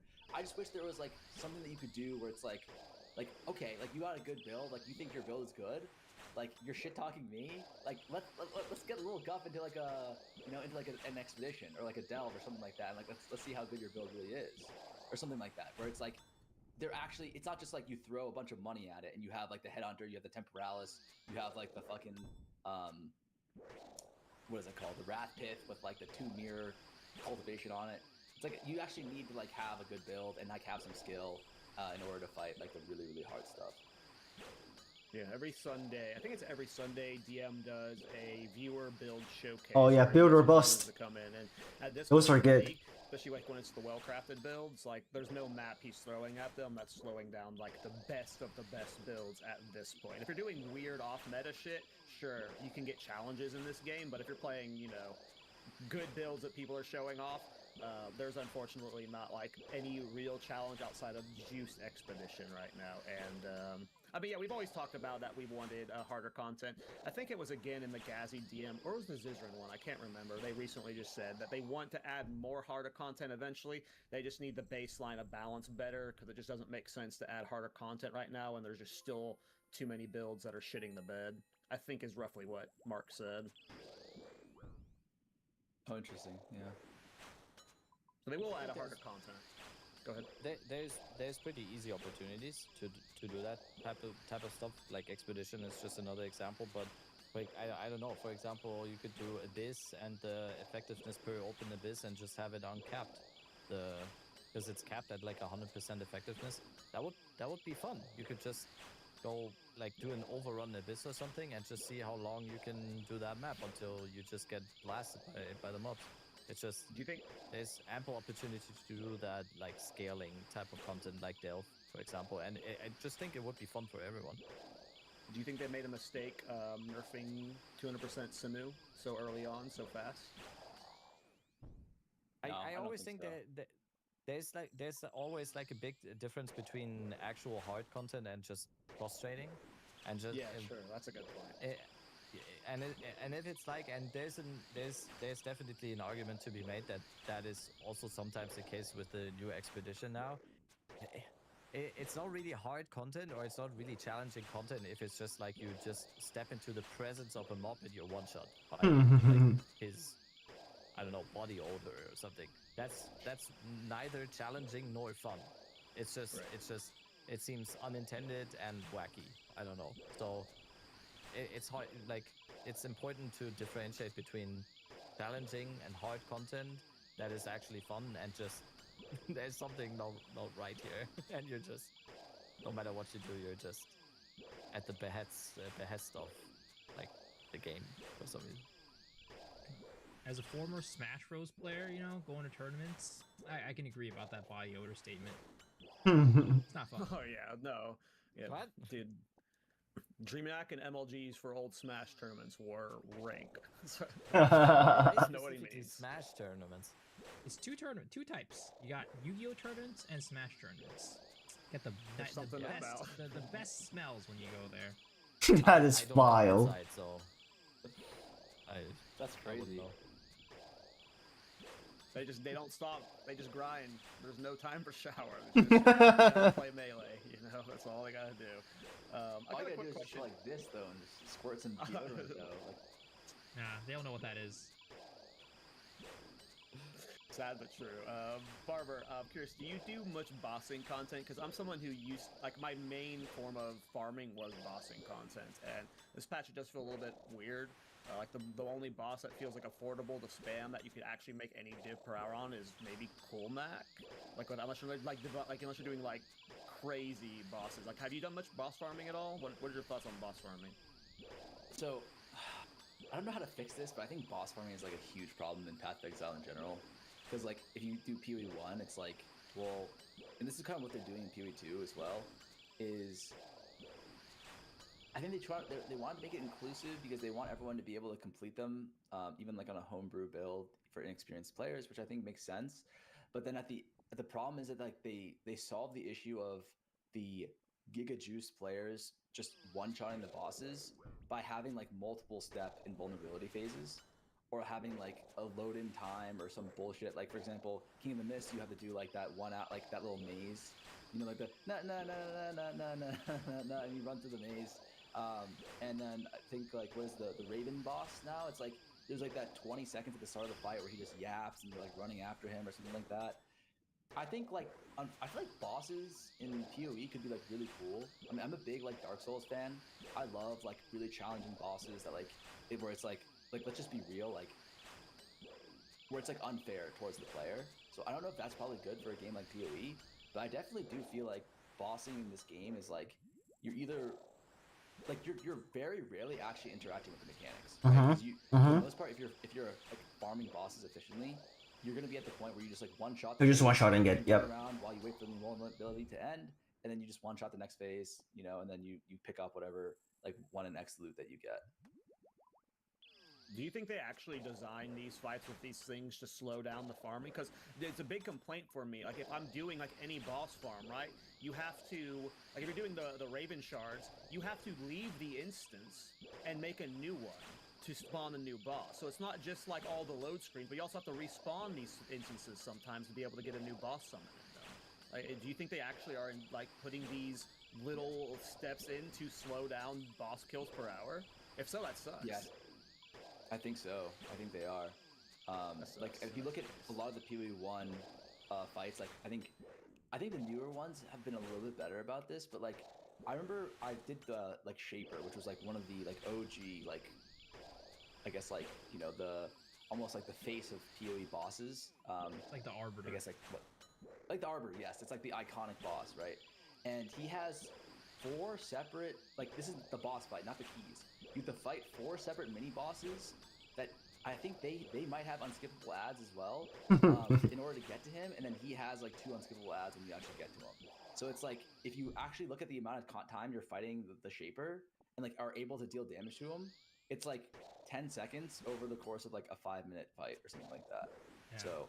And like those 4 bosses that you get to, you have to go through like this long map to get to it too. Yeah. It's like not like you just go in and it's in an arena. No, you got to go through this whole map thing to get to those bosses, and then you go back, port back into the other one. Then you go to the other one, do another long map. It's a big time waste. Yeah. That sucks, because it makes it feel like we're going to be, like... Because the way I've mainly played patch 0.1, 0.2, and 0.3 were boss farming, just because all the other farms kind of suck. But now trying to boss farm this patch, it just doesn't feel good. Like, if you're farming King of the Mist, you have to place these areas, and then it feels like they nerfed his loot pool. I almost never see purples. I don't even know if you can get a purple omen from King of the Mist anymore. I don't think I've seen one this entire patch. So it, like... I don't know, bossing just has not felt good. The only time I felt good bossing is with Colmac. Now that he guarantees the Ancients. But the thing is, he only feels good is if you skip the ring stuff. You instantly kill him, and then you take the ring instead of doing all the phases, and you just farm Ancients as fast as possible, so you're skipping the 3 other kills.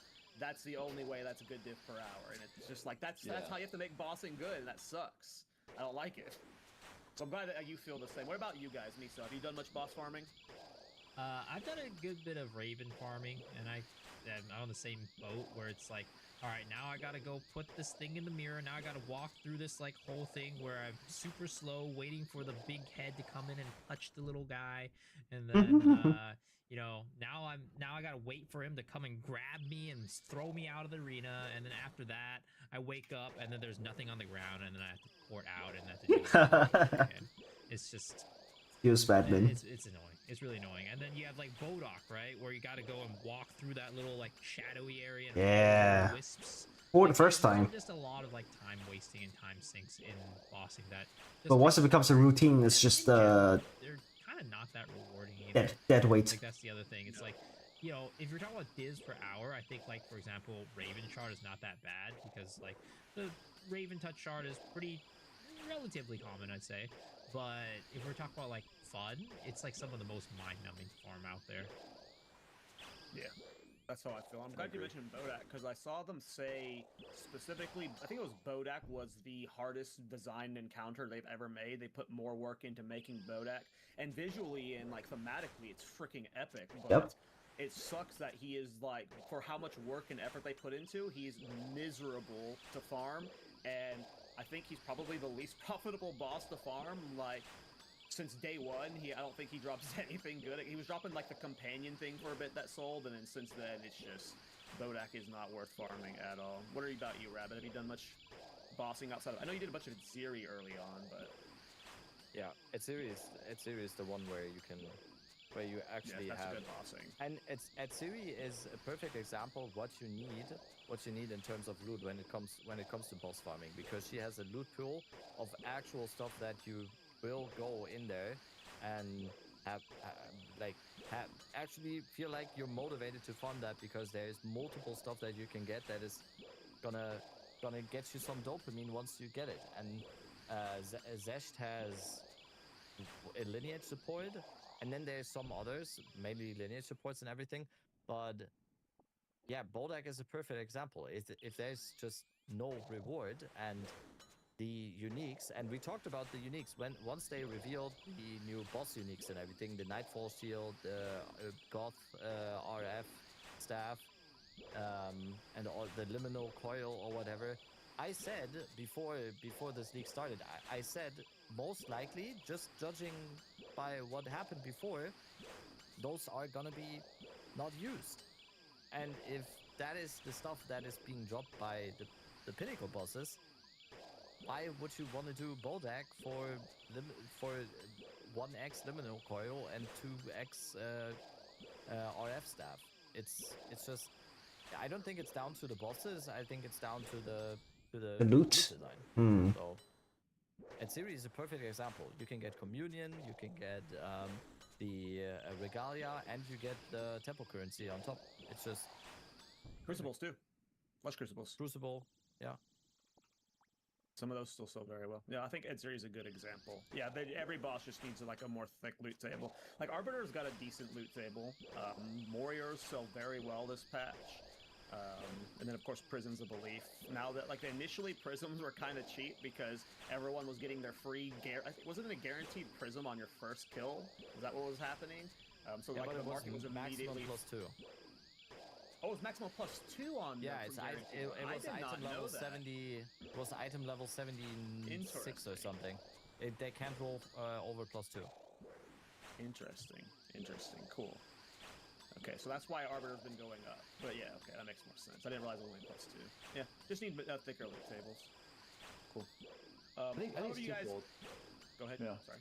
I just think it's twofold. Like the loot tables need to improve, but I think like even if the loot tables improve, like I mean it's like RuneScape, right? Where like there is a certain joy in like you just kill like the same like shitter thing over and over, and like you get that dopamine when you get the good drop. Like I think that's great, and like that can be I think a good part of game design. But I think on top of that, there should also be content like raids or something like that, where it's like not just like you fight like a bot and then you kill him and get a drop.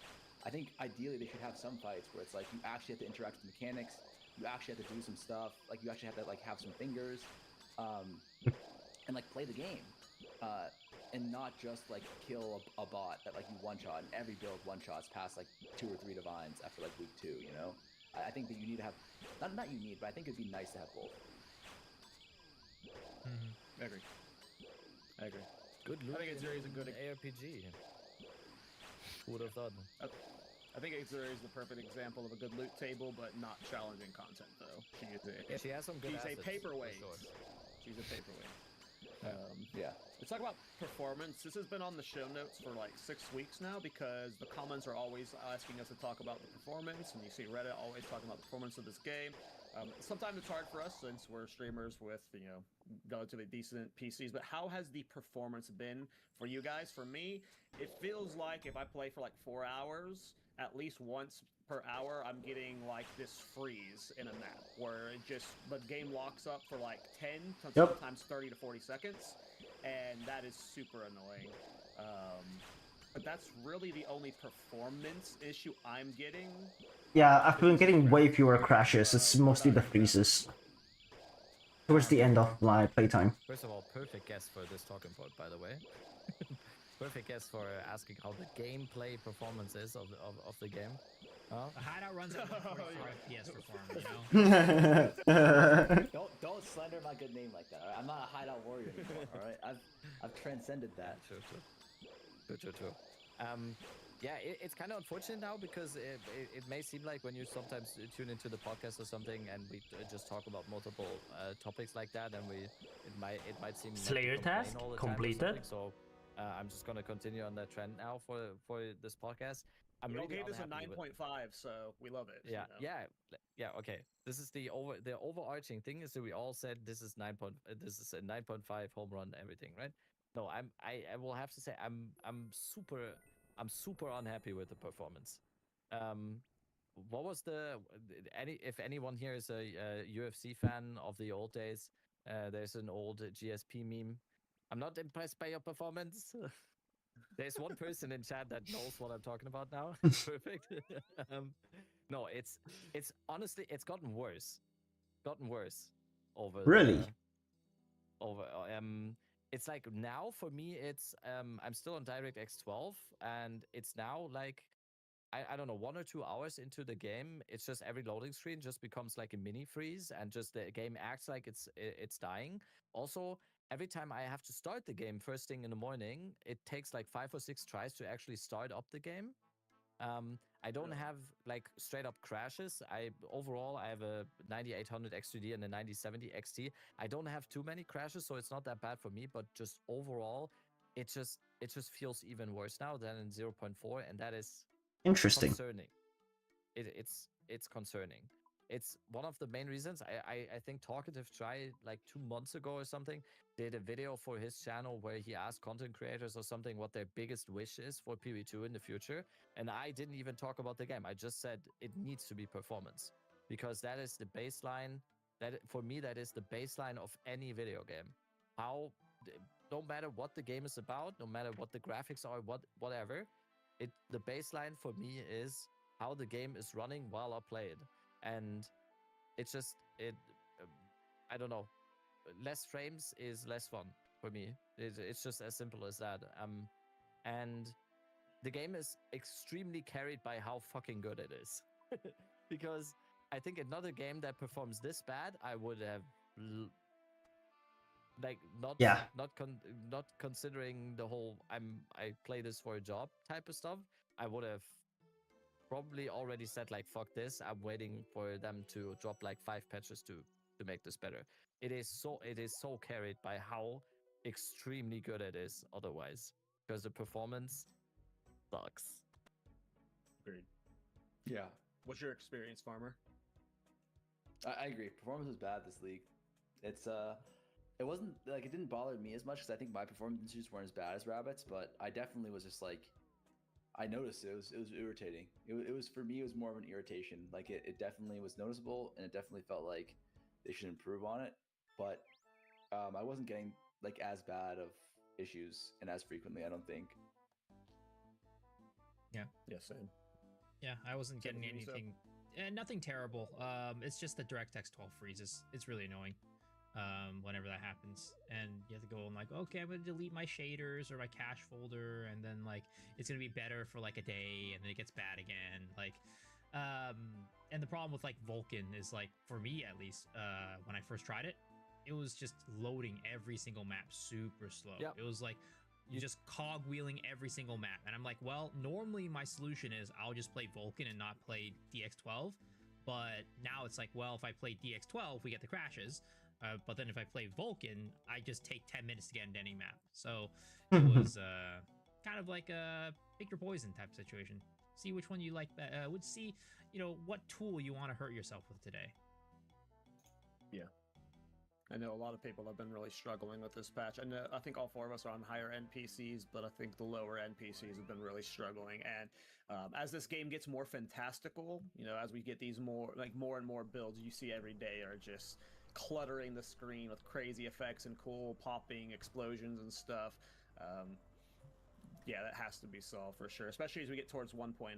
If this is how 1.0 and we're free to play, that's unfortunate, because as you said, the game gets heavily carried by how good it is, and you don't want that soured by the performance stuff. Let us know in the comments. You know, GGG does watch the podcast from time to time.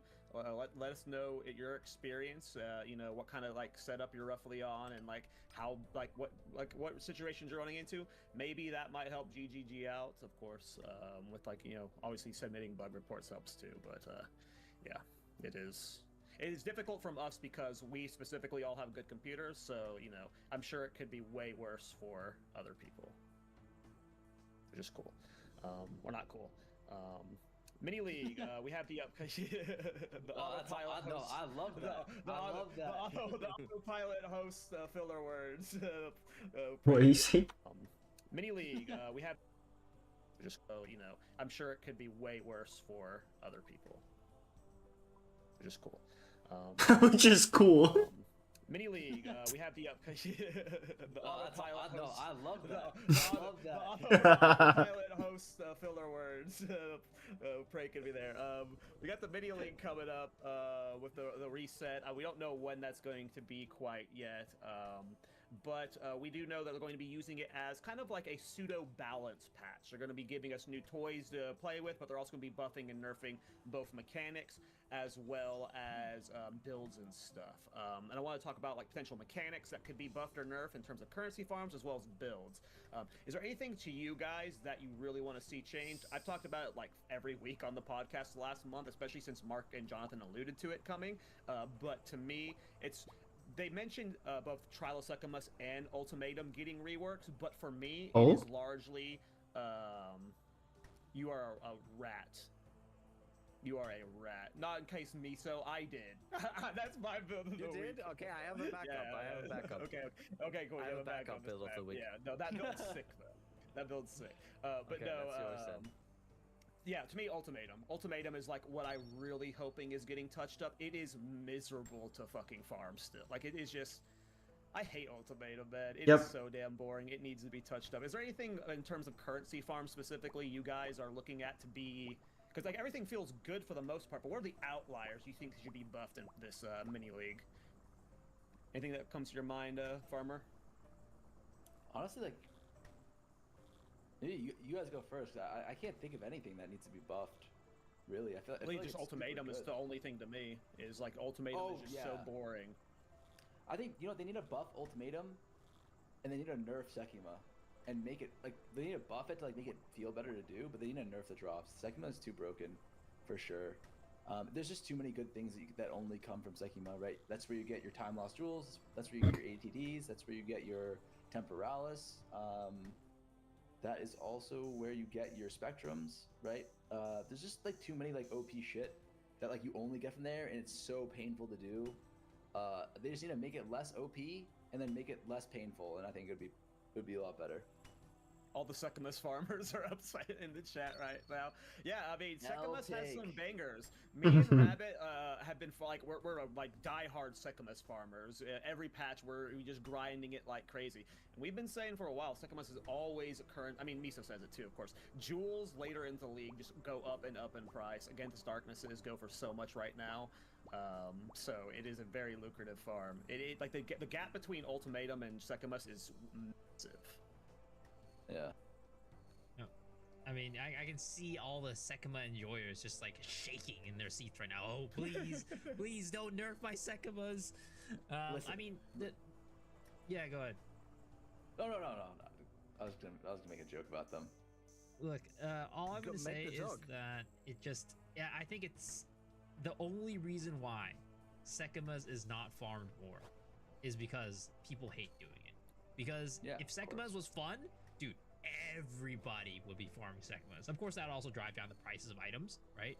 But it is so good. Every single league, it is one of the best farms, if not the best farm of that league. Like, there's not been a Sekimus single is league. fun, though. What do you mean? I don't get it as well. I don't know why people are saying Sekimas isn't fun. It's so fun. Of course, it's a lot of people in our, it is so in this fun. podcast. It's so fun. Yeah. You know, like how they say, like, hey, there's these people who are like flat earthers, right? And the moment that you find out that they're flat earthers, you're just like everything else that you say is completely invalid. It's kind of the same thing with Oh, Sekima so we're enjoyers. Sekimus enjoyers? Sekimas is like the same thing, True. right? It's like the moment True. they say, "Oh, I love Sekimas," you're like, "Yeah, everything else." Yeah, is you like Sekima." hurting yourself. Yeah, this is like for me, like when you know, like you watch the Netflix documentary on like a serial killer, and like the reporters like asking friends and family, like, were there any signs that like you knew that like these people were eating people? Like for me, it'd be like right now, like that's the sign that we should have known that like Cal Torak and Dead Rabbit like eat people for the joy of it. Because like who the fuck likes Sekima? That's like actual psychotic behavior. Like we're playing a video game here, you know. Like this isn't like our this isn't like a like we're not working at McDonald's, you know. Like this is like we're trying to have fun, not just like earn divs, right? Like where's your humanity? You know? I do. Okay, so just all I Go know ahead, is go ahead. I flew with a plane to America a few weeks ago, and the plane never went like this. So explain that to me, Globers. You're innocent, I- clearly. I get why people don't like a lot of the friction of Sekimus, but for me, it's one of the few things that has that challenge aspect to the game, where if you're better at Sekimus, you're making more divine per hours. The faster you go, like you can, like with Ultimatum, you're hard capped at 3 to 4 runs per hour. With Sekimus, you know, you can, if with a fast enough build, you're blasting through it, right? Like versus someone with a slow build, they're doing 1 run per hour. So that's why I enjoy Sekimus. But I guess if you're like always playing a build that's running double blink with like Temporalis, I'm sure that gets mind-numbingly boring. But I don't know. I like speed running Sanctums. No, stand on I guess I'm business. weird. Stand on business. Yeah, We yeah. like Fuck you, Sekimas. farmer. Yeah. I'm standing on it. This shit is trash, man. Like I'm sorry. Like this is like if speed running was profitable. You know what I mean? Like imagine instead of like running Sekima, imagine if like instead of doing your act 1 in like an hour, you did it in 50 minutes and you made like 60 different. Yeah, that's awesome. Hell yeah, let's do it. Like I mean, it would get me to get my act 1 a little bit lower, but I wouldn't do that for fun, you know. I definitely wouldn't do it for fun. All right, so it looks like we both want the changes to Sekimus and Ultimatum need to come for sure. What about Piso and Rabbit? Is there any currency farms that you look at that need to be tweaked at all? Currency farms? No currency farms like league mechanics, but you know what needs to be tweaked for sure that does relate to currency? Essences. That stuff is absolute Ass. trash. It's ass. Essences always kind of falls off near the the later on in the league, but like Essence of Horrors, those like the corrupted essences always retain some sort of value. This league, man, essences are so bad. Even SSF players are saying that they're not farming essences anymore. That's when you know essences are bad. Like Really? I think like at a baseline, right? It's really cool. It's like, oh, now you get more essences and it's like everybody gets a craft, but like at some point it's just that point is way too soon right now. Essences, you just don't even do them anymore. You're like, this is just a nuisance because it's a big ass thing on my screen and I just need to get rid of it. Like I have my essences just like not even turned on my loot filter type of situation. They're not even on the loot filter. I just click on the essences because they're blocking my way, or like, oh, it's gonna give me some ritual tribute or something like that. Like I just don't even do it. Agreed. I agree. And that's been my way since like week 1. I remember looking in because you like the initial weeks you're looking into currency farms one by one, and by the time I got to just glancing at essences, the only ones that were selling well were like Essence of Breach and Essence of Abyss and stuff, and like most of the good ones that were normally selling well were exalts already. It was crazy. Essences have no value immediately. That's a good one. Yeah, I mean, they're same like goes for Rogue Exiles. The only worth for Rogue Exiles was very early on in the league for Heart of the Wells, and that is super inflationary now because it's that easy to farm now. Heart of the Wells are very easy, super cheap right now. There's some. I would argue that the most valuable Heart of the Wells are like a few. I guess there's some that can be a few hundred divs, when there's like actually perfect ones with 5 modifiers instead of 4. But overall, it's I don't know. That's the only purpose that Rogue Exile serve. I still don't know what the actual purpose of Rogue Exile is gonna be, because there's nothing there. I don't think there has ever been someone that went like, oh yes, Rogue Exile, I can't wait to drop this item from that. It's just they were a tool to get Heart of the Wells, and now it's just no. It's the same as it is kind of. Maybe they need to make it to where, like, if you spec in the Rogue Exiles and you kill them near any mechanic, they have a chance of dropping a currency from that mechanic. Like, there has to be something to boost its loot. Initially, Rogue Exiles were dropping very good ground loot. I remember, I think it was like day 2 or 3, Fub made a video about Rogue Exiles because of the rare bases they were dropping. He was printing divines, just crafting off of them, which is really cool, but ground loot always loses its value over time, so that makes sense. But I just think there has to be a way to get other drops from Rogue Exiles just besides gear, because the only other solution, like at one point I was dropping corrupted gear, which was bricking all of the good gear that you would want on it, and then like now you have to put so many parameters on gear, like to make Rogue Exiles actually drop good loot. What do you have, like Headhunter and Mage Blood more frequently on the pulls? Like it just, I think like they have to like add currency to them or something, because there's nothing right now. I don't even get excited at Heart of the Wells anymore, and that sucks, because even this late last league, Heart of the Wells were like, didn't you start farming Heart of the Wells about this point last league, Miso? And they were printing divines. Now they are worthless. Dude, I have a half stash tab full of un-ID'd Heart of the Wells. Yeah, same. I was like, I don't want to ID these. This is probably just gonna be bad. Yeah. Actually, now that you mention it, it kind of feels like all of like the, what would you call it, like the lesser content, like the strong boxes, the essences, like none of like spirits, those still suck. Like, have you guys gotten baited by the Izmiri spirit Korean strat? Yep. I'll never be baited by Wisp again. Miso did it to me twice now, and I'm not letting it happen. Guys, wait. Wisp this league is actually good. Wisp actually good this league. I say that every league, but this is the league that they're actually good. I can now finally reveal the ultimate plan that I did with that. That was actually me that invented this and disguised it as a Korean strat because I knew Farmer would bite on it, and it actually it did what it exactly needed to. It produced one of the funniest clips in PoE2 history. So I can finally reveal that was my whole plan all along. Thank you, Farmer. Listen, thank you for that. Because like like if I see Korean on a strat, I'm fucking doing it. I don't care how shit it looks. Yep. No, always take a chance for sure. Where's the America strat? Where's the bald eagle strat, guys? Come on. Well, let's get to it. Let's get better. We gotta do better, guys. There's no gun class in the game yet. My crossbow build, the same like armor piercing. Crossbow's kind of got a grenade launcher. That's as close as we can get, right? We just need a skin that looks like an AK-47, and crossbow is basically a gun. But I think if you don't do a rework, like how they reworked all the league mechanics, I think they should rework like the next thing, like maybe hopefully for this next patch, they can focus on just reworking like the spirits, the strong boxes, because like I think you guys are right. Like you're bringing up a really good point. That shit is fucking garbage. Like who at this point is even farming them? You know those little nodes that can spawn on maps that are like, this map area will have extra strong boxes or whatever. They're like the random little circles above that randomly spawn. Is there any way to influence those in any way, or are those just pure RNG? There's the node on, I think is it Jado or is it Hilda that makes those every now and then spawn on your map? I forget who it is. Somebody has it's 5%. Yeah, somebody has an Atlas. One Atlas master makes them spawn a little. There's no way like to force them on the maps with tablets, because like maybe that's how you unlock these. Cause I remember early on seeing one of those that was like, I don't remember what the strong box was, but there's one for strong boxes. Like there's more strong boxes in the map. It's like 3 times as many or something. I can't remember what it was. But actually, speaking of strong boxes, go ahead. Before I lose my train of thought, the strong boxes in Abyss are terrible. Get rid of that node. Every single time, it's just a nerf to the amount of loot that you get. It's terrible. It pisses me off.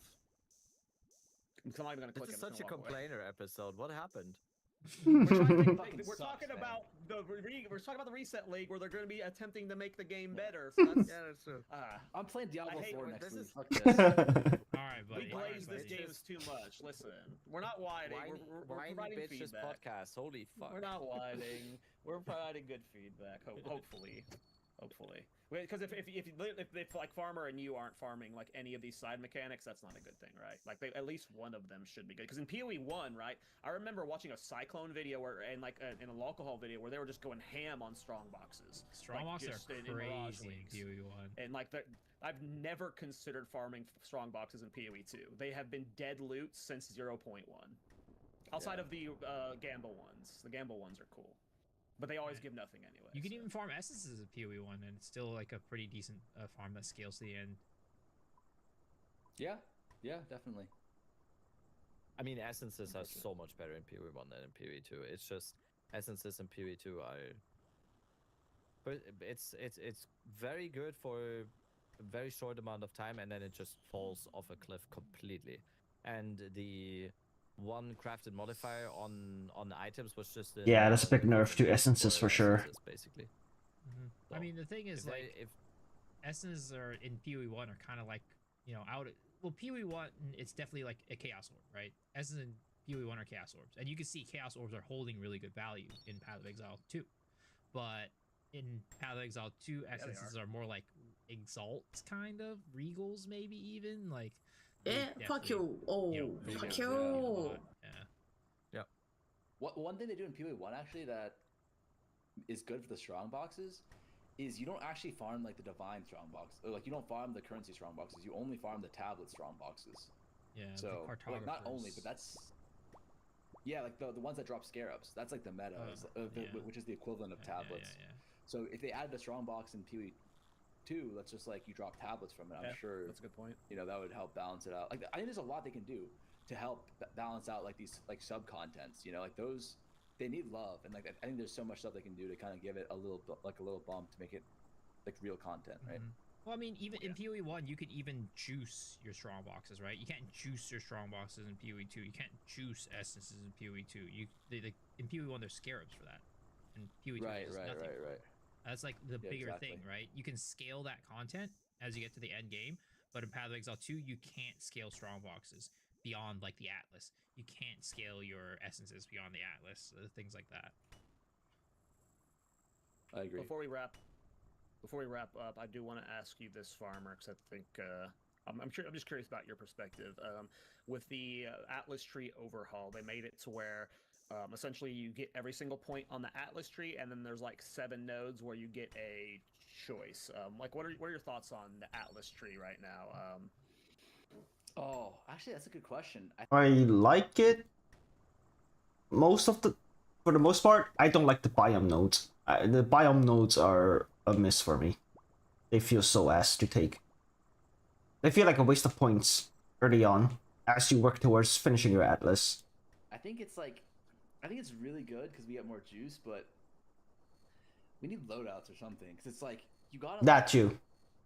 Like for example, if you're farming ritual, right, you gotta go all into pack size, and then when you switch out and you want to farm lineage gems is completely different. That drops like tinks. You gotta switch into like effectiveness or rarity or something, right?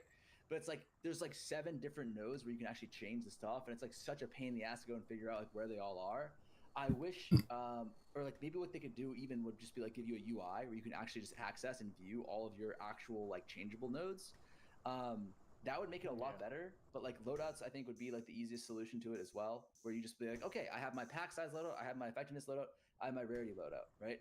But it's like too annoying to have to go in and just like change like 8 different things if you're gonna switch farms, and like not even be sure that you got all 8 of the things because they're so hard to find, right? And you have your Atlas Masters on top of that too, so it's like, you know, you got to change the Atlas tree, now you got to change the Atlas Master, and you change it more often than you'd think. I feel like there's different situations where like a slight tweak in your Atlas Master could make, or like, you know, a certain farm, like let's say you find a Jade Isles or whatever, now we gotta change it to the, you know, Pinnacle, you know, the lineage support gem version, and then you change it more often than you'd expect.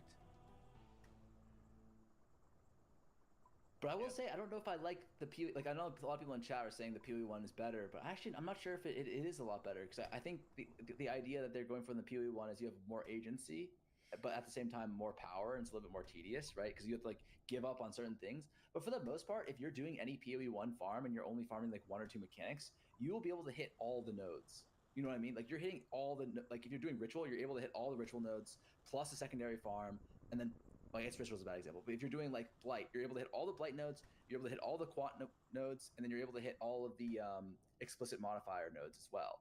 It feels like, honestly, it doesn't feel like it's much different for PoE 1 and PoE 2, because it's like you're no matter what strategy you're doing, you're hitting all the nodes, right? You're getting pretty much everything on the tree. There's not a lot of trade-off. So why not just give everything and make it like less tedious to switch between them? I think that's fine, like what they did with PoE 2. I think my bigger problem with the PoE2 skill tree is, or Atlas tree, is there's some stuff that you just don't want. Like there's some stuff that's just a pure nerf. Like I think some people say like the ancient liquids is basically like a nerf for your delirium. I don't know if that's true anymore. That was a thing. And then like what I said earlier with the abyss strong boxes, like you pick that and you're basically losing loot at that point. Like there's things on the tree that you have to get and you can't unspec off of or turn off right now.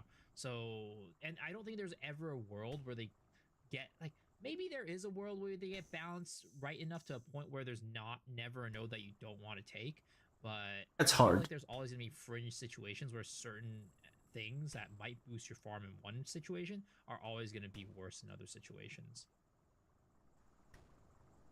I think that's true. Anything to add, Rabbit, before we wrap up? Nope. All right. Let us dive into build of the week. It's funny, Rabbit, when I was submitting this build of the week, I was like, maybe I should get a backup because maybe Miso will do this, and you thought the exact same thing, but I wasn't thinking of you doing it too. I did not have a backup ready, so I'm glad that you did. Yeah, when I saw this build, it was nuts. You ready for my build, Miso? Yes, I am. All right, I am showcasing a build from a regular here. But I don't know if this is the first. This is Oh the first my I've showcased God. in this league, probably. No, I this is showcased awesome, them pretty Gia. early on. Oh, did you show them week 1 or 2? Cool. Yeah, this is awesome, Gia again. I mean, this Gia makes the coolest freaking builds. This is insane. It's an Abyssal Lich, of course. He is using Frozen Locust to fart himself backwards. That is how he is mobilitying around, is with Frozen Locust launching himself backwards. He's using Frozen Locust to like put poison on enemies, and then Dark Effigy annihilates everything. So he is just, his mobility is Frozen Locust pushing him backwards. That's what's happening here. And then he is just poisoning everything, and just the Dark Effigy just like instantly clears everything. I know you can turn some things into mobility stuff before. We've showcased this a million times on the podcast, whether it was with Bone Shatter movement and whatnot. But the way, even with Darth Microtransaction, he was using Sunder to move this league on his Gemling, which was hilarious. But using Frozen Locust to propel yourself backwards, to poison enemies, and then using Dark Effigies to clear is awesome. This is one of the coolest and most creative builds we've seen from Gia, and Gia always cooks. But this is just awesome. I never thought I would see Frozen Locust as a mobility skill. And he's not just using it for mobility, he's also using it as a part of his engine to apply poison for Dark Effigy. Like, it is such a... This is pinnacle of build creation when it comes to, like, creativity and optimization. It blows my mind still, and I say this weirdly because I just did my very first Abyssal Lich build. I've always known they were overpowered. I was just waiting for the right Abyssal Lich build to do, but it blows my mind Abyssal Lich is so low on PoE Ninja every league. It is insane. I've been holding out on an Abyssal Lich because I was waiting for the perfect Abyssal Lich build to come to me, but this Ascendancy is fucking nuts, and you can just do crazy things. So shout out to Gia, really sick build. Yeah, I don't know, this is awesome. That's crazy. Yeah, it's crazy. Do you know what his investment is on this build right now? Really. It's not that high. He posted it in the comment. Yeah. It's not. It 2,000 comparison div. to. Yeah. Oh, it's not bad at all. Okay, I just said it's not. Yeah, it's not that high. People are gonna. 2,000 divine's people not are gonna go bad. crazy. In the comment. Yeah. It's not. In 2,000 comparison div. to. Yeah. Oh, it's not bad at all. Okay, I just said it's not. Yeah, it's not that high. People are gonna. 2,000 divine's people not. are I mean, gonna yes, go people are crazy gonna lose for their saying mind. it's not But that high. what's a mirror at right now? Just to give perspective. It's like a mirror's what 8K div? Oh, it's much lower than Div or when something Farmer. like that? No. It's 6,000. It just hit 6,000. I'm looking at it right now. So a third of a mirror is a lot Because of divine, but it started to go down exactly after there was like an influx point, exactly when Farmer finished its challenge. When the when it got down, I think Farmer, you bought yours for almost 7K, right? Ever since Yeah, then, it was it has fucked been up. just going down. It has just been going down ever since then. Just so Yeah, you what the know. fuck happened? Yeah. Either we got fucked timing wise, or like the people in chat who were saying they were RMTing buying nears to push up the price were actually just self-reporting. What the hell is that? So There's basically, no we gotta go to your way. chat to find all the arm tiers. Got Yeah, it. that's so funny. Get them. Get Yeah, their because asses. they If are they were using- buying That's so nears- funny. Because they are using code X the Formula X for 15% off. Is it 15% still? 20%, you know? We're up now. Wait, Uh, 20%? He's getting the You were good- giving me a getting the 10% good deal cut. now. What the heck? He's It's getting a it's good need deal based. now. It's need based. For a more billionaire like yourself, Miso, it's 10%. Yeah. Shout out to Gia, awesome build.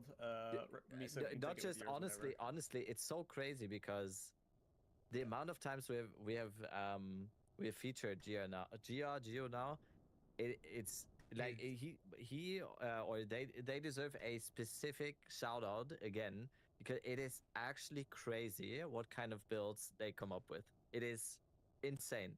It's not just like, oh my god, it's the best meta builds or whatever every time. It's always just ingenious in every single Yes. one. It's actually crazy. One of the So most every underrated single time. makers. Completely. for Easily. sure. Completely. Easily. Yeah. One of the He's only got goats, for sure. Like, 2.3k creative subs, wise, guys. It sucks that Yeah. builds like this always have to have that asterisk with it because they have a divine cost. So like, there's always the crowd that's like shits on it because it's expensive. But sometimes to create something super creative like this, it requires a lot of divines, and that's what Abyssal Lich is as an Cool ascendancy. builds. It's part of why it's so expensive. I'm sorry, but You're good. pool builds 5 weeks into a league will most likely cost a good amount of divines. It is just a fact of the matter. It just is, because there's specific items that enable builds like this. It is just, if there's a build that looks like this and plays like this and it is as ingenious like this and just is able to do one of the hardest contents in the game, 200% daily breach or daily abyss like that, if that is 5 divines, it's not going to be 5 divines for much longer, because that's how economy works. Right? Yeah. It just stop. So stupid to complain about that. It's a Specifically with bonus if a Abyssal build Lich is too, budget friendly. it is- It's a bonus. Yes, true. But not every build can be, and that's not the point of the game.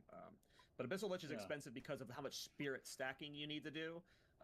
And a spirit gear is just absurdly expensive because everyone wants spirit gear. But yeah, this is insane. You have any thoughts on the build, Farmer? We just kind of As a budding build maker yourself. Was that I think shade? it's time. I think I need to go and copy some of this guy's shit. All yours. Yeah, I don't know if guys. Gio. I don't know if Gio's ever made GGG's build of the week, but I don't think so. He absolutely deserves it. Like, It's he is time. like easily one of the top like 3 build makers. Like everyone like hypes up Aste because of like who Aste is and like the reputation he's built. Gio is like Aste tier in like the next 3 to 4 years. Like, he's going to have that reputation once he builds that audience. This guy is insane. Yeah, look out for my new Dark Yavachi Abyssal Lich build coming out soon, boys. That's all I gotta say. It's Timu Totems build. Timu Totems build. Yep, Timo Totems, always- exactly. It's coming out. That's gonna be your build until a bigger creator then claims your build, because that's how it works. That's how it works. As soon as a bigger creator comes to a build, you're like, we fuck. go, this guy's fucking just copying my shit. He can't keep getting away with it. If Then we Farmer, fight back, you know? if Farmer played Plants tomorrow, my chat would just be full of, are you playing the Farmer build? So it's how it works. There's always a bigger fish. Just do what Miso does. Play dog shit that no one else plays, and you don't have to deal with that. No one's ever claiming his builds. He said that joke himself. I'm sorry. Oh, God. Oh, damn. Shots fired. Oh. Okay, Miso, we're can you setting care up a respond boxing about match the at drama? ExileCon. All I'm No, gonna say no, is, Mason- Cal, I'll see you at ExileCon. All right. I'll see you. No. I got like 4 inches on you. I think I'm good. And like probably like 50 pounds. We're good. What, Not like that, Rabbit. You gross. You guys gross. Whoa. Okay, let's do your build, that- Miso. Oh, No, no, I meant things that doesn't mean anything. I look like that because that doesn't mean anything. I can teach Miso how to fight, and he's gonna fuck you up. Yeah. I don't want to fight Miso. Also, sand in the pocket. It's just no one expects the pocket sand, you know. Can we do Miso's build yet? Yes. Yeah. My build is it's not like anything that I feel like is like, wow, this is huge, but I just wanted to show that you can make concoctions work, and they're pretty dang strong. Like, look at this build right here. Oh hell yeah! Look at this concoction build. Shattering concoction right here. Look at how much damage this is during Arbiter DR phase, guys. Arbiter That's DR phase. disgusting. Just completely destroyed this guy. Concoctions are back, boys. Concoctions are back. When it's yeah, I play. Go ahead. Huh? I have a question. You have to do. I have a question. Nice. Yeah, I know. So like Yeah. the mapping wise, it's like nothing. Look. Nothing to Yeah. the mapping wise, it's like nothing. Look. Nothing to write home about, right? It's kind of whatever. You're kind of limited by the fact that concoctions themselves are a little bit, a little bit underpowered. They're not the best map clear, but honestly, it's doable, right? Your Level up, damage is completed. respectable and decent. Using repulsion is going to help you out a lot with your clear. Get Hell some, yeah. maybe you're doing a hollow palm, get some heralds in there, herald action. It could work out with mapping, but definitely the bossing damage for this build is nothing to laugh about, nothing to scoff at. So this guy right here, Harrison, he did a really good job of making concoctions work this league. Because they're definitely not that great usually. I did a build like this in 0.4 with Sun Splinter, and it had good bossing there when he had parry debuff up. It looks like he's using the ice shards thing to help with his clear. I'd have to need to look at his PoE Ninja, but this looks way cooler than when I was playing it. Like whatever he's doing, is he using the ice shard necklace? Is that what's happening? No, I think he's using. I think he's just using Shattering Palm. He's using Shattering Palm. I don't think that's Shattering Palm, Repulsion. Doesn't look just like Shattering Palm. There's something else going there. Maybe that's just the Repulsion auto detonating it. That's making it look really cool. Concoction are Repulsion's part super of the OP. Pathfinder ascendancy. Oh, you didn't? Oh, yeah. Pathfinder has a concoction skill. It was super busted in 0.1, and then GGG took an absolute massive dump on it, and no one's heard of it since, except for like 3 people. I don't even know if it was super busted. It was a very good budget option. Yeah, it wasn't even super busted. What was busted was Herald chaining. And just everything made Herald, anything doing Herald chaining just made any build that was an attack build look busted. But yeah, they weren't even like giga meta. And then I don't know why GGG nuked them the way they did. Unfortunately. But yeah, this is awesome. This clear looks way better than a freezing concoction build that I've seen in the past. So. Yeah, and this is T16, 200% deli. Not bad. GGG. There is no reason why concoctions can't use heralds. Like, there's no reason. Just give them heralds back. Awesome. Mr. Rabbit, you have a build? Yes. We are speaking about builds that are a little bit more budget focused. It's gonna be Can you jumping. Spikes. Can you link it in the chat? Can you link it in the chat? I did. He means Twitch chat, not Discord. Yeah, Twitch chat. because I can't pull up it Discord during the is- pod. It is our last. It is the podcast guest from Oh wait, last I might have week, linked a different AP, one. with budget Spark COC comment on Gembling with Adonias, with Maligoros and Sacred Flame, and it is extremely cheap, and it's just probably the best way to play a caster on a very low budget right now and just do any content in the game very easily. Gembling is completely broken. I just started playing a Gembling build today on a much higher budget, and it is just beyond busted. I think Gembling is going to be Number 1 ascendancy on PoE Ninja in a few weeks. By far, Demning is crazy good, and Adonias is crazy good, and he just uses a combination of those to make probably the best caster archetype in the league on a budget level that is not playing totems. Easy as that. Guys, is We talked about Adonias. Farming contract completed. Is Comet a problem? I mean, it's or do we we're- need we're just in the more same- Comet level spells? Because We're every in the build same situation seems to as use last league. Comet. Yeah, every spellcaster seems to use Comet. I get the comment every time because every time I make a new build or something, part of the comments are just like, "Oh, surprise! He's doing another Spark build." But it's just, yes, what you? Okay, I can do Arc if you want to, or it's maybe. I've played a few caster builds. I don't know. I never feel the appeal to play Comet. I understand it's mathematically the best, but at this, like in this meta, there are many caster archetypes that can one-shot a boss without using Comet. So I don't think it's as bad as before. But there's something about seeing like a billion comets falling from the sky. It's unmatched. Like I don't even care about the damage. It just feels like it's like the coolest ability. No, it is like, cool. That shit, like with the fire infusion as well. God damn, that shit is like. No, it is sick. You're right. I agree with you though. Like you don't. It's not needed damage wise. Like you can go R, you can go a lot of different things. But there's something about like I'm not sure if this build can do it, but there's a lot of the cast on builds. If you're running multiple, I mean this is low budget, right? So it's probably not. But if you have like 2 or 3 cast-ons with Comet, it's just like literally 30, just dropping it like in one frame. It's so sick. It definitely looks cool. I've always been a fan of Comet because of how cool it looks. But it is very interesting that pretty much almost always people are gonna like cast on something, throw a Comet in there.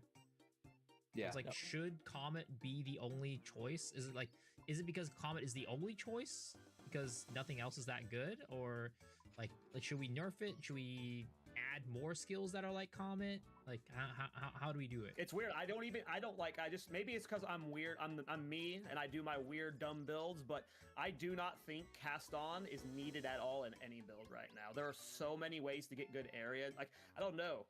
Like I get why people add it for builds because it's awesome and it's really good, but I don't think it's required anymore.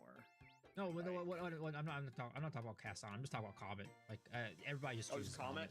Everybody just chooses Comet. All the other skills. Comet? Yeah, other spell skills. Yeah. Should we get other comments? I just wish other cast on archetypes were better. Like, why isn't cast on Fireball good? Like, why can't cast on Fireball be insane? Like, it's just no one's ever playing it, but it should be insane, right? Like, sure, yeah, make other spells like scale like Comet can because nothing else does. I agree. Yeah. Comet is a league and a half, a tier ahead of most stuff. Yeah, I think so too. More power. More power. I do want to talk about Adonia's ego before we wrap up, though, because Adonia's ego specifically. Like, if you're looking for a budget build to play, you want to learn something about casters, please go check out this anime princess build. I think if you are a caster main, one of the best things you can learn for, like, just your future, go play with Adonia's ego. It's busted. Absurdly underrated. It is. I can't emphasize. Like, there's no rare wand that compares to it when you scale it correctly. It is the best. It's because wand people in the don't game. want to do the setup. You need to do The a setup setup, is really and then you have easy the now. buff for 2 minutes. Yeah. But it's The what setup, people like don't Anime wanna do. Princess optimized it really well by using the second wand, to where it's like with this, on the wand 2 you have the increased chance to get additional power charges and the maximum on it, and like usually just one cast of Remnants of Calgar and you have the full infusions. Like I hated Adonia's ego last patch and I was never gonna play with it again. And the quality of life for it is now it's like you should put an Adonia in your build if you can. It is really good. Addicted just said Cal has 200 quad stash tabs filled with Adonia. That's his retirement. Holy shit! Show us the tabs. We need to do a quick audit. Show us your whole stash tab setup. Blade Zero is the person you need to have your eagle eyes on for that one, not me. I don't do the crafting, unfortunately. I wasted 80 divines buying a 10 divine Adonia's ego yesterday, so that's the kind of player I am. Adonis is busted. Has been last league already. It's kind of crazy how much in the background that is. It's busted. it makes any build just deal 30 times the damage it would normally do. The fact that he's saying it was a 10 divine budget build, like that's just like a good learning opportunity to figure out how to like. You should give it a shot if you need a build to play. Anime Princess is awesome. All right, thanks for coming on the podcast, Farmer. It was a fun one. It was chaotic per usual, but thanks for coming on, bud. Always great to be on, boys. What are you going to be up to, and where can people find you over the next few weeks? I'm just losing money, man. Like, you know how it is. Got the reverse streamer client. Someone has to, right? So we've just been bad RNG. I'm not saying like it's not my fault. Probably not my fault, but I think it's just bad RNG. Been crafting a little bit on Twitch and YouTube. That's all there really is. Okay. I think I'm done for today. I'm gonna AFK at Hellhounds for a bit, but then otherwise I'm gonna head off. And we'll be back tomorrow. I'll probably play some Apex, and we'll go from there. Yeah. Okay. Pretty good session. We got a lot of XP today. We got a lot of smithing XP. We got a lot of hunter XP. We got a hunter level. We lost 30 bird feet. We finished our Slayer task. We are almost 85 ranged. We got a clock from Basilisk's Knight. That's not Jaws. Yep. Not a bad day. Progress wise.